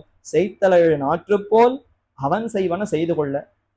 அந்த நெற்பயிர்கள் எல்லாம் வச்சு உழவன் நன்கு வளர்க்கிறான்னா அவன் பார்த்து அதை எப்படி வளர்த்து எப்படி எடுத்துக்கொள்ள போகிறானோ அதற்கு ஏற்பத்தான அந்த பயிர்கள்லாம் கம்முன்னு இருக்கும். அதுவே வாய் திறந்து இந்த காலம் வந்து கொடுத்து என்ன எடுத்துக்கோ, இந்த காலம் வந்து கொடுத்து என்ன சாகுபடி பண்ணுன்னு இதெல்லாம் அது வாய் திறந்து சொல்லுமா? வச்சவன் இருக்கான், எவன் உழவனோ அவன் பார்த்துக்க போறான்னு அது வாய் முடித்தானே இருக்கும். அத மாதிரி அந்தந்த நாற்று எப்படி இருக்குமோ, நாம் அவனுடைய சொத்து, அவன் எப்படி அங்கீகரிக்கிறானோ அது அவனுடைய இஷ்டம். சரி இப்படித்தான் நம்மை நியமித்தார்னா பண்ணுவதற்கு வேறொன்று இல்லை என்றும் இவரும் இசைந்தார். அவன் செய்யும் சேமத்தை எண்ணி தெளிவுத்து. ஏதோ இதை செய்கிறார்னா ஒரு க்ஷேமம் இல்லாமல் இருக்காது, கண்டிப்பா ஏதோ ஒரு நன்மை இருக்கிறது. நமக்கு இத்தனை காலம் எங்கேயோ தூரக்க வைத்துக் கொண்டிருந்தவர் இனி அருகே வைத்து நம்ம எப்போதும் கைங்கரியத்துல நியமிக்க போகிறார். இந்த சேமத்தை அவர் கொடுக்க காத்து கொண்டிருக்கிறார். அவன் செய்யும் சேமம், அவன் செய்யக்கூடிய க்ஷேமத்தை கண்டு தெளிவுத்தார், ஆனந்தப்பட்டார். நியஸ்தபரராய், அப்ப இனிமே பொறுப்பே இல்லை, பொறுப்பெல்லாம் அவனுடையது, அவன் தான் நியமித்தான்னா அப்ப கண்டிப்பா அதை ஏற்க வேண்டும் என்று நிற்க, அவர் உடனே ஏறிக்கிறேன் வாருன்னு தோல்ல ஏறல, அவர் நின்றுதான் இருக்கார் என்று அவர் நியஸ்தபரராய் நிற்க, என்ன செய்யறதுன்னு தெரியாம மீண்டும் பெருமானத்தில் ஈடுபட்டவராய் நிற்க, இந்த லோகசாரங்க முனிவரே அவரை எழுந்தருள பண்ணி கொண்டாராம். மகாமுனீந்திரரும் முக்தனாய் போமவனை ஆதிவாகிகர் எழுந்தருளவித்துக் கொண்டு. அர்ச்சிராதி கதியில ஒருத்தன் பிரயாணப்பட்டு போகிறான், முக்தன், சரணாகதி பண்ணியாச்சு, பாப்பங்கள்லாம் கழிஞ்சுடுச்சு, எம்பெருமாள் மோட்சம் கொடுக்கிறார்னா புறப்படுறாரு. அப்படி புறப்படுபவர்களை ஆதிவாகிகர்கள், அவர்கள் தான் வழியில இருப்பவர்கள், கை கொடுத்து ஒவ்வொரு இடமா தாண்டி தாண்டி அழைத்து கொண்டு போவார்கள். அவர்கள் இப்போ இவரை பல்லக்கில சுமந்து கொண்டு போகலாம், இல்ல தோல்லே எழுந்துருள பண்ணி கொண்டு போகலாம், போகும்போதுதான் தெரியும். அந்த மாதிரி இந்த ஆதிவாகிகள் எழுந்துருளவித்துக் கொண்டு திருமாமணி மண்டபத்தேற போமா போலே ஆழ்வாரை தம் திருத்தோளின் மேலே எழுந்துருளவித்துக் கொண்டு அவர்கள் செல்லுகிற மாதிரி. இது பூலோக வைகுண்டம், அது எங்கேயோ பரமபதமாகிற வைகுண்டம், இது நித்தியமான பூலோக வைகுண்டமாச்சே. காவேரி விரஜாசேயம் வைகுண்டம் ரங்கமந்திரம் வாசுதேவோ ரங்கேஷா பிரத்யக்ஷம் பரமம் பதம். அது கண்ணால பார்க்க முடியாத பரமபதம், இது கண்ணால கண்டு சேவித்து அனுபவிக்கக்கூடிய பரமபதம். காவேரி வெறும் காவேரி என்று, விரஜா நதியே காவேரியாக ஓடுகிறது. அந்த ஸ்ரீரங்கசாயி பகவான் யாருன்னா பரமபதநாதனே இங்க ஸ்ரீரங்கேசனாக இருக்கிறான் என்ன பிரமாணங்கள் தெரிவிக்கிறதா? அப்ப அப்படிப்பட்ட அந்த திருவரங்கமாகிற பூலோக வைகுண்டத்தை நோக்கி இவரும் அழைத்து கொண்டு போனார். தம் தோள்களின் திருத்தோள்களின் மேலே எழுந்தருளவித்துக் கொண்டு அழகிய மணவாளன் திருமண்டபத்துக்கு அவ்வருகே புகுற அப்படியே அழைத்து கொண்டு போகிறார். வழியெல்லாம் நிறைய பொழில்கள் தாண்டி சப்த பிராகார மத்தியே சரசிஜ முகுலோத் பாசமானே விமானே என்ன பெருமான் நடுவுல எழுந்தருளிருக்கிறார். சுத்தி 7 பிராகாரங்களா, அடையவளைந்தான், உத்தர வீதி, தெற்கு வீதி, சித்திர வீதின்னு எத்தனையோ வீதிகள், எல்லாத்தையும் தாண்டி உள்ள போனால் ஆரியபட்டாள் வாசல், அது தாண்டி கொடிமரம் பலிபீடம், அது தாண்டி நாழிகேட்டான் வாசல், ஜெய விஜயால் துவாரம்னு ஒவ்வொரு வாசலா தாண்டி கொண்டு உள்ளே போகிறார்கள். போகிற சமயத்துல இந்த அனுபவம் அப்படியே வாய் வழியா வெளியில வந்ததாம். அதுதான் அமலநாதிபிரான்கிற அற்புதமான 10 பாசுரங்கள். இந்த அமலநாதிபிரான் பாசுரங்கள்லாம் என்னன்னா, ஆழ்வார் இப்படி எம்பெருமான் நினைத்து கொண்டு அவன் செய்ய அந்த அந்த கிருபை தான் எப்பேற்பட்டது, அவனே வந்து நம்ம இப்படி அழைத்து கொண்டு போகிறானே என்று நினைத்தவர் அந்த திருமேனியில ஈடுபட்டு ஒவ்வொரு அவயமா அனுபவித்து பாடினார். திருக்கமல பாதம் காட்டவே கண்ட பாத கமலம், அதுக்கப்புறம் நல்லாடை, அதுக்கப்புறம் உந்தி, திருமார்பு, திருவயிற் துதரபந்தம், திருமார்பு, கண்டம், செவ்வாய், வாட்டமில் கண்கள், மேனின்னு ஒவ்வொரு அவயமா அனுபவித்தாரே. இவர் போய் அனுபவித்தாரான்னா, ஒரு அலையில ஒரு துரும்பு மாட்டின்றதுன்னா இந்த அலை அந்த அலையில போடும், அந்த அலை இன்னொரு அலையில போடும், இப்படி மாறி மாறி அலையில தத்தளித்து கொண்டு ஒரு துரும்பு எப்படி இருக்குமோ அத மாதிரி திருக்கமல பாதம்ங்கிற ஒரு அலை வந்து இவரை உள்ள இழுத்துதான். அது அப்படியே ஆடைக்கு அனுப்பித்து, அது அப்படியே திரு உந்திக்கு அனுப்பித்து, அது அப்படியே உதரபந்தம், அது திருமார்பு, அது திருக்கண்டம், அது செவ்வாய்னு உள்ள இவரை ஆழ்வார அப்படியே அழைத்து கொண்டு போனதாம். அப்படித்தான் அதை அனுபவித்தேன் என்ன முழுக்க அனுபவித்தார். பெரிய பெருமாளும் தம்முடைய திவ்ய மங்கள விக்கிரகத்தை நித்திய தரித்திரனுக்கு நிதி காட்டுவாரை போலே. நித்தியமான தரித்திரன், கையில காசு பணம் இல்லை, பரம ஏழை, அவனுக்கு ஓஹோன்னு நிதி கிடைச்சதுன்னா எவ்வளவு சந்தோஷப்படுவான். அந்த மாதிரி இத்தனை காலம் வெளியிலேயே தான் இருந்தேன், இன்னைக்குத்தான் உள்ள வரக்கூடிய இந்த பெரிய பேரு பெருமானாலே கிட்டியது, நமக்கும் இப்படி ஒரு பேரு கிட்டியதேன்னு மிகுந்த சந்தோஷப்பட்டு கண்டு அனுபவித்தார். சீதக்கடலுள் அமுதன்ன தேவகின்னு 20 பாசுரத்துல பெரியாழ்வார் கண்ணன் அனுபவித்தார். வண்ணமாடங்கள் சூழ் திருக்கோட்டியூர்னு கண்ணனுடைய அவதாரத்தை சொன்னார். அடுத்து அந்த பிறந்த குழந்தையினுடைய அழகு அழகு அழகு எவ்வளவு அழகு, அவருடைய விரல்களிலிருந்து ஆரம்பித்து திரு கேசபாசம் வரைக்கும் பாதாதி கேசாந்தமாக 10 எல்லாம் போராது 20 வேண்டும்னு 20 பாசுரங்கள்ல அனுபவித்தார் சின்ன கண்ணனுக்கு. அது பெரியாழ்வார். ஆனா இவர் அவ்வளவெல்லாம் பாட தெரியாது. 10 பாசுரங்கள்ல அந்த கண்ணனே இப்ப கொண்டல் வண்ணனாய் கோவலனாய் வெண்ணை உண்டவாயன்னு சயனித்திருக்கிறாரே, பெரிய பெருமாளுடைய பாதாந்தி கேசமாக பாடினார். ஆழ்வார்கள் எல்லாம் அடி தொடங்கி பாடுவார்கள், அடியவர்கள் அப்பனா திருவடியிலிருந்து திருமுடி வரைக்கும் பாடணும். இதே தேவர்கள் எல்லாம் முடி தொடங்கி அடி வரைக்கும் பாடுவார்களாம், அவர்கள்லாம் கேசாதி பாதாந்தம். ஆழ்வார்கள்லாம் அடியவர்கள் திருவடியிலிருந்து திருமுடி வரைக்கும் பாடுவார்கள். இப்ப பிரம்மா, இந்த திருவரங்கத்தெம்பெருமான பிரம்மா எப்படி அனுபவித்தார் அந்த ஸ்லோகத்தை காட்டுகிறார். கிரீட கேயூர ரத்ன குண்டல பிரலம்ப முக்தாமணி ஹாரபூஷிதம் விஷால வக்ஷஸ்தல சோபி கௌஸ்துபம் ஸ்ரீயாச்ச தேவ்யா த்யுஷிதோரு வக்ஷசம் பிரதப்த சாமீகர சாரு வாசசம் சுமேகலம் நூபுர சோபிதாங்கிரிகம் சுவர்த்துனீ ஜாதம் ரிணாள கோமலம் ததா நமச்சவி யஜ்ஞசூத்திரகம் புஜோபதானம் பிரசுதான்ய ஹஸ்தகம் நிகுஞ்சிதோத்தானித பாதயுக்மம் சுதீர்கமுத்பாஹு முதக்ரவேஷம் புஜங்கதல்பம் புருஷம் ததர்ஷா என்று சொல்லுகிறபடியே பிரம்மாதி சகல சேத்தனராலும் சேவியமானரான திருப்பார்கடல்ல இந்த பெரிய பெருமாள் திருவதாரம் பண்ண உடனே பிரம்மா திருமுடியிலிருந்து சேவிக்கிறார். இன்னைக்கு திருவனந்தபுரம் 3 வாசல்ல 3 துவாரம் மூலமா எம்பெருமான் தம்முடைய சேவையை கொடுக்கிறான். அதுல திருமுடி பக்கம் பிரம்மா முதலான தேவர்கள்லாம் வந்து சேவிப்பது, நித்திய சூரிகள் சேவிப்பது, பிரம்மா முதலானவர்கள் நடுவுல திரு நாபி கமலத்துல வந்து சேவிப்பது, திருவடி வாரத்துலதான் நாம போய் இந்த உலகத்து அடியவர்கள் நாம சாமானியப்பட்டவர்கள்லாம் சேவிப்பதுன்னு 3 துவாரங்கள் வைத்துக் கொண்டிருக்கிறார்கள். அப்படி பார்த்தால் அடியவர்கள் ஆழ்வார்கள்லாம் திருவடி தொடக்கமா சேவிப்பர்கள், முன்னவர்கள் பிரம்மா முதலானவர்கள்லாம் அவர்கள் திருமுடியிலிருந்து சேவிப்பர்கள். அதான் கிரீட்டம், பெருமான் சாத்தி கொண்டிருக்கக்கூடிய கிரீட்டம். அடுத்து கேயூரம், அவருடைய தோள்வளை. அதுக்கப்புறம் ரத்ன குண்டல, காதுகள்ல சாத்தி கொண்டிருக்கக்கூடிய ரத்ன குண்டலம். பிரலம்ப முக்தாமணி, கழுத்து முழுக்க முத்து மாணிக்கம் முதலான ஆபரணங்கள். ஹாரபூஷிதம், விஷால வக்ஷஸ்தலம், அகன்ற திருமார்பென்ன, அதுல பிராட்டி ஸ்ரீகௌஸ்துபம்ங்கிற மணி. ஸ்ரீயாச்ச தேவ்யா துஷித உரு வக்ஷசம், அதனாலேயே பெருமை பெற்றிருக்கக்கூடிய திருமார்பு. பிரதப்த சாமீகர சாரு வாசசம், அந்தி போல் நிறத்தாடு அழகிய பீதாம்பரம். சுமேகலம், அதற்கு மேல சாத்தி கொண்டிருக்கக்கூடிய அழகான மேகலைங்கிற திருவாபரணம் என்று இதெல்லாம் சாத்திண்டு சுவர்த்துனீ ஜாதம் ரிணாள கோமலம் ததானமச்சவி யஜ்ஞசூத்திரகம், அழகான திரு வெள்ளை நிறத்தில் அமைந்திருக்கக்கூடிய யஜ்ஞசூத்திரம் உபவீதம் பூணூலோடு சேவை சாதிக்கிறார். தாமரையினுடைய அந்த நாளம், அதற்கு உள்ள இருக்கக்கூடிய அந்த தண்டு, அதை போல வெண்மையான அந்த யஜ்ஞசூத்திரத்தோடு பிரசுதான்ய ஹஸ்தகம், ஒரு திருக்கையை அப்படி தலைக்கு அணையாக வைத்துக் கொண்டிருக்கிறாராம். நிகுஞ்சித உத்தானித பாதயுக்மம், சற்று திருவடிகள் அப்படி உயர்த்தி அப்படி மடக்கி நீட்டி வைத்துக் கொண்டிருக்கிறார். மற்றொரு திருக்கையை நீட்டி வைத்துக் கொண்டிருக்கிறார். சுதீர்கம் உத்பாஹு உதக்ரவேஷம் புஜங்கதல்பம், ஆதிசேஷனுடைய மடியிலே சயனித்துக் கொண்டிருக்கக்கூடிய புருஷனை பிரம்மா ததர்ஷ பார்த்தார்னு முடிச்சுட்டார்.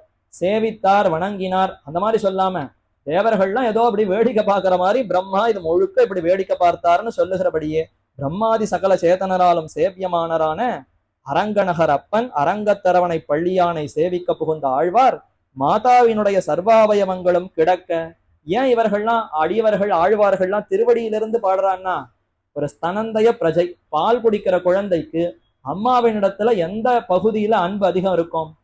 அம்மாவனுடைய முகத்தை பார்த்தா மிகுந்த அன்பு இருக்குமா? அம்மாவுடைய கால் திருவடியை பார்த்தா அன்பு இருக்குமான்னா, அதுக்கு வேண்டியது பால். எப்ப இருந்தாலும் பாலை சாப்பிட்டாதான் இனிமையா இருக்கும். அப்ப பால் வரக்கூடிய அந்த முலையில தானே குழந்தைக்கு விருப்பம் இருக்கும்.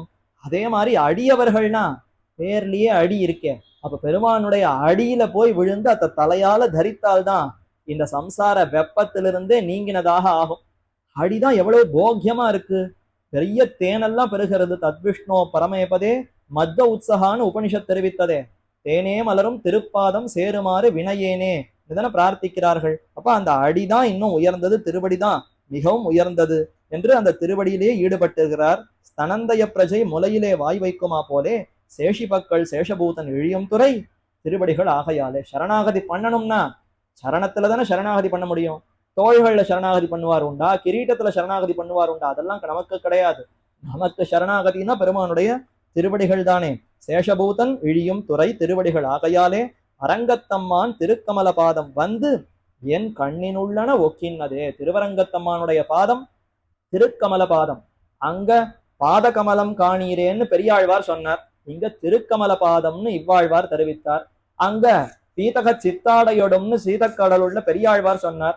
அரைச்சி வந்த ஆடையின் மேல் சென்னதாமென சிந்தனையேன்னு இங்கு தெரிவித்தார். இதே போல அங்கும் இங்கும் பார்த்தா ரொம்ப அழகா ரெண்டு பேரும் ஆச்சரியமா இந்த எம்பெருமானுடைய அவயவங்கள் எல்லாம் அற்புதமாக விவரித்தார்கள். அதே போலத்தான் அரங்கத்தம்மானுடைய அந்த திருக்கமல பாதம் வந்தது. அது வந்து என்னுடைய கண்களை திறந்து உள்ளே குடிகொண்டு விட்டது. அவருடைய அழகையெல்லாம் உள்ளே நமக்கு நன்கு காட்டி கொடுத்ததாம். இந்த திருவடிகள் தான் உமக்கு என்ன அது காட்டி கொடுக்க. திருவடியிலேயே அனுபவித்துக் கொண்டிருந்தார். அந்தி போல் நிறத்தாடை சற்று தட்டித்தான். என்ன பண்ணிட்டு இருக்கீர்? அங்க திருவடியே பார்த்துட்டு இருந்தா போருமா? இதுதான் திருவடி, இதுதான் கணுக்கால், இதுதான் இடை, இதுதான் திருமார்புன்னு பிரித்து கொடுப்பதே எது? இவருடைய வஸ்திரம் தானே. அந்தி போல் நிறத்தாடைன்னு மஞ்சள் நிறத்துல ஒரு ஆடை இல்லைன்னா இந்த கருப்பு திருமேனில எது என்னதுன்னே தெரியாது. மேல ஒரு வஸ்திரம் இருக்கோ இல்லையோ, இது கீழே திருவடி மேல திருமுடிங்கிற அந்த பாகுபாடை இதனால தானே வந்தது. அப்ப இந்த ஆடையில நீர் ஆழ வேண்டாமோ, இதுல அனுபவிக்க வேண்டாமான்னு அடுத்து வஸ்திரம் பிடித்து இழுத்ததாம். வஸ்திரத்துக்கு மேல திருவயித் உதரபந்தம் என்ன அதற்கு மேல சாத்தி கொண்டிருக்கக்கூடிய அழகான அந்த உதரபந்தம்ங்கிறது மேக்கலைங்கிற அந்த ஆபரணத்தை போல ஒட்டியானத்தை போல இருக்கக்கூடிய ஒரு ஆபரணம், அது பிடித்து இழுத்ததாம். அதற்கு மேல உந்தி, அவருடைய கொப்புங்கிற அந்த உந்தி தான் இந்த ஜகத்துக்கெல்லாம் காரணம் இவர்தான். அமலன் ஆதிபிரான்னு நீர் முதல்ல சொன்னீரே, அது பாசுரங்களால கண்டு தெரிவிந்தீரா, சாஸ்திரம் வாசித்து தெரிந்தீரா, குரு உபதேசத்தினால தெரிஞ்சுட்டீரான்னா அவ்வளவு தூரம் எல்லாம் நான் போகவே இல்லையே. சிறு உந்தியில தாமரையை பார்த்தேன். ஓ, தேவும் எப்பொருளும் படைக்க பூவில் நான்முகனை படைத்த தேவன் இவன்தான்னு இது மூலமாகத்தான் தெரிந்து கொண்டேன். அந்த உந்தி தாமரையை பார்த்து அதுல ஈடுபட்டார். அப்புறம் அதற்கு மேல திருவார மார்பு எல்லாம் சரி, பிராட்டி புருஷகாரம் இல்லைன்னா இதெல்லாம் ஒண்ணுமே இல்லையே. கீழே இருக்கக்கூடிய இத்தனையும் நமக்கு கிடைத்தது யாராலே? மகாலட்சுமி தாயார் திருமார்பில இருந்து அவள் தான் தூண்டுகிறாளாம். திருவார மார்பதன்னோ அடியேனை ஆட்கொண்டதே என்று திருவார மார்பை அனுபவித்தார். முற்றுமுண்ட கண்டம், வாஸ்தவம் எல்லாத்தையும் இந்த கண்டம் மூலமாகத்தானே உள்ளவர் பூலோகங்களை எல்லாம் உலகத்தை எல்லாம் விழுங்கி ரட்சித்தார். அந்த கண்டத்தை பாரும், பிராட்டியும் ஆசையோடு அணைப்பது இந்த கண்டம். அதனாலதான் ரேகாத்திரய விபக்தமான திருக்கழுத்துன்னு அடிக்கடி ஆச்சாரியர்களும் ஆழ்வார்களும் தெரிவிப்பார்கள். கழுத்துல 3 வரி இருக்கே, எதனாலன்னா நாய்ச்சியார் வளையல் அணிந்து கொண்டு பிராட்டி அப்படியே பெருமானுடைய கழுத்தை அணைத்து கொண்டுதான் இரவு வேளையில 2 பேருமா சயனித்திருப்பார்களாம். கார்த்தால எழுந்து பார்த்தா வரத வலி திரய லட்சணேனன்ட்டு அந்த அடையாளம் இருக்குமா.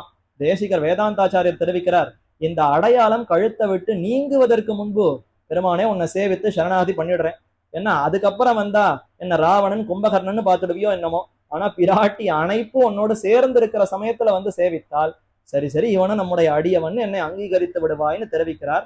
ஆக அப்படி அந்த கழுத்து பிடித்து இழுத்தது எல்லாம் வாஸ்தவம். செய்ய வாயையோ சிந்தை கவர்ந்ததுவே. இந்த வாய் கொண்டு தான் எம்பெருமான் ஆறுதலை தெரிவிக்கிறான். அதை கொண்டுதானே சரணம் விரஜ மாமேகம் சரணம் விரஜ மாசுச்சகா கவலை கொள்ளாதே அபயம்னு சொல்லுவதே இந்த வார்த்தை தானே. இந்த வாயாலத்தான் பூங்கொள் திருமுகத்து மடுத்தூதிய சங்கொழியும்னு அனைத்தையும் செய்வது திருவாய்தானே, அதை பாரும்னு அது பிடித்து இழுத்துதான். அதுக்கு மேல கண்கள், வாயால பேச முடியாததை கூட கண்களாலேயே எம்பெருமான் காட்டி விடுகிறான். தூதுசை கண்கள் கொண்டொன்னு பேசி தூமொழி இசைகள் கொண்டொன்னு நோக்கின்னு ரொம்ப வாய் கொண்டு பேச முடியாது. பக்தனை பார்த்த உடனே இவருக்கு ஒரே படபடப்பா ஆயிடும். இது வரைக்கும் பக்தர்கள் எல்லாம் எம்பெருமான் நினைத்து நினைத்து துடித்து போகிறா. பக்தன் நேர்ல வந்துட்டான்னா இவருக்கு தலகால் புரியாது, ரொம்ப பேசவே முடியாதான். கண்கள் எல்லாம் அப்படியே கண்ணீர் மிரங்கு, அது மூலமாகவே மிளிர்ந்து செவ்வரியோடி நீண்ட பெரியவாய கண்களாலே வாத்சல்யம் சுவாமித்வம் பரத்வம்னு அனைத்தையும் காட்டி வந்தாயோன்னு ஆச்சரியமா ஆனந்தத்தோடு அணைப்பது கண்கள் தானே. அந்த திருக்கண்கள் ஈடுபடுத்தது. இது எல்லாத்தையும் சேர்த்திருப்பது திருமேனி தானே. அப்ப நீலமேனி ஐயோ நிறை கொண்டது. என்னமோ சின்ன சின்னதா ஆழங்கால் பட்டீரே, இதையெல்லாம் தாண்டி மொத்தமும் பார்க்க வேண்டாமா? இந்த சமுத்திரம், இது ஒரு பெரிய சமுத்திரம். இதுக்குள்ள அங்கங்க இருக்கக்கூடிய விஷயத்த ஒரு பெரிய படகு மாதிரி இந்த திருமேனி அழக கொண்டு, சௌந்தரியத்தை கொண்டு, லாவண்யமாகிற படகை கொண்டு சௌந்தரியத்தை அனுபவிக்க வேண்டும். லாவண்யம்னா மொத்தமான அழகு. நீலமேனிங்கிற முழு அழக கடகாக கொண்டு உள்ள போய் ஒவ்வொன்னா பார்க்கணுமா? ஒரு படகுல ஏறிண்டா இங்க இருக்கு அங்க இருக்கு இங்க இருக்குன்னு ஒவ்வொன்னா பார்க்கலாமோ இல்லையோ? அந்த மாதிரி நீலமேனிங்கிற ஒரு படகுல ஏறி உட்கார்ந்தால் திருவடியிலிருந்து திருமுடி வழுக்க ஒவ்வொன்னா அனுபவித்து விடலாம்னு நீலமேனி ஐயோ நிறை கொண்டதன் நெஞ்சினையேன்னு சொல்லி, இப்படிப்பட்ட இந்த அழகை விட மனசு வேறு எங்கும் போகவில்லை. என் அமுதினை கண்ட கண்கள் மத்தொன்னினை காணா மத்தொன்னினை காணான்னு சொல்லி அங்கேயே திருவடியோடு சேர்ந்தார். அந்த கடைசி பாசுரம் பெரிய பெருமாளை சேவித்து அங்கேயே விண்ணப்பித்து திருவடியோடு சேர்ந்த அந்த க்ஷணத்திலே வெளிவந்ததுன்னு ஆச்சாரியர்கள் தெரிவிக்கிறார்கள். ஆக கமலம் என்கையாலே அந்த பாசுரத்தெல்லாம் விவரிக்கிறார். முந்துர பற்றிற்று குறைவற்ற திருவடிகளையிலே முந்துர பற்றிற்று அரங்கத்தம்மான் என்கையாலே சேஷித்வமும் கமலம் என்கையாலே போக்கியத்துவம் பாதம் என்கையாலே உபாயத்துவம் சொல்லித்து என்று தெரிவித்து, பெரியாழ்வாரும் இப்படி இருந்துள்ள திருவடித்தாமரைகளை முதலாக திருப்பாத கேசத்தை விருப்பால் உரைத்து அனுபவித்தா போல இவரும் இருள் அகற்று எரிகதிரோன் மண்டலத்தூடு ஏற்றி வைத்து ஏணி வாங்கி அருள் கொடுத்திட்டு அடியவரை ஆட்கொள்வான் பெரிய பெருமானுடைய திவ்யமங்கள விக்கிரகத்தை பாதாதி கேசாந்தமாக அனுபவித்து அவ்வனுபவ ஜனித்த பிரீத்தி அதிசயத்தாலே தாம் 10 அனுபவித்தபடிக்கு அமலநாதிபிரான் என்கிற திவ்ய பிரபந்தத்தை பிற்பாடரும் அனுசந்தித்து உஜ்ஜீவிக்கும்படி உபகரித்தருளி லோகத்தை வாழ்வித்தருளி மிகவும் மிகவும் உகப்போடே நிற்க. இப்படி 10 பாசுரங்கள் அருளினார். தாம் அருளினது இனி உலகத்தவர்களும் இதே மாதிரி அனுபவிக்கட்டும் என்பதற்காக பாசுரங்களாகவும் அத்தை விண்ணப்பித்தார். மேல அந்த 3 மட்டும் பார்ப்போம். அரங்கத்தம்மான் என்கையாலே சேஷித்தம். அம்மான்னா அவர்தான் சுவாமி. திருவரங்கத்தில் இருக்கக்கூடிய எம்பெருமான் தானே நமக்கு நாயக்கன் தலைவன். அதனால சேஷித்வம், அவர்தான் தலைவன், நாமெல்லாம் தொண்டர்கள்ங்கிறது அரங்கத்தம்மான்னு தெரிவித்தாராம். கமலம் என்கையாலே போக்கியத்துவம். தாமரைனா பார்க்க பார்க்க என்ன இனிமை, பார்ப்பதற்கு எவ்வளவு சந்தோஷத்தை கொடுக்கிறது. பெருமானுடைய திருவடிகள் அத்தனை போக்கியம் இனிமையாக இருக்கிறது, கமலம்னு சொன்னார். பாதம் என்கையாலே உபாயத்துவம். வரத்துவம் சேஷி அவர்தான். அதே மாதிரி அவர்தான் இனிமையாகவும் இருக்கிறார். அவர்தான் தலைவன், அவர் இனிமையாகவும் இருக்கிறார். எப்படி அவரை அடைவது? என் முயற்சியால் அடையலாமன்னா பாதம், அந்த திருவடிகள் தான் உபாயம். இப்பேற்பட்ட அந்த இனிமையை நமக்கு கொடுப்பது அந்த திருவடிகள் தானே. நம் முயற்சியினால் அதை அடைய முடியாது. ஏன்னா திருவடிகளே வந்துதான் திருப்பானாழ்வாரை ஏற்றுக்கொண்டது. அப்ப பாதம்ங்கிறதுனால உபாயம் அவன், சேஷி அவன், அவனே உபாயம், அவனே புருஷார்த்தம் அடையத்தக்க பயன் என்று இந்த 3ஐயும் உபாயத்துவம் சொல்லித்து என்று 3ஐயும் காட்டினார். பெரியாழ்வாரை போல இவரும் அனுபவித்து என்கிற திவ்ய பிரபந்தத்தை பிற்பாடரும் அனுசந்தித்து உஜ்ஜீவிக்கும்படி, இத்தை அனுசந்தித்தால் உஜ்ஜீவனம் நிச்சயம் என்று அத்தை உபகரித்தருளினார். நிற்க பெரிய பெருமாளும் வேர்ச்சூடும் அவர்கள் மண்பற்று கழற்றாதா போலே அத்திருமேனியோடே அங்கீகரித்தருள ஆழ்வாரும் அகிலரும் காணும்படி அணிரங்கன் திருவடிகளிலே அந்தர்பவித்து அருளினார். வேர் சூடும் அவர்கள் மண்பற்று கழற்றாமா போலே. குருவி வேர்னு இப்ப சொல்றோம். கருப்பு நிறத்தில் இருக்கக்கூடிய ஒரு வேர்.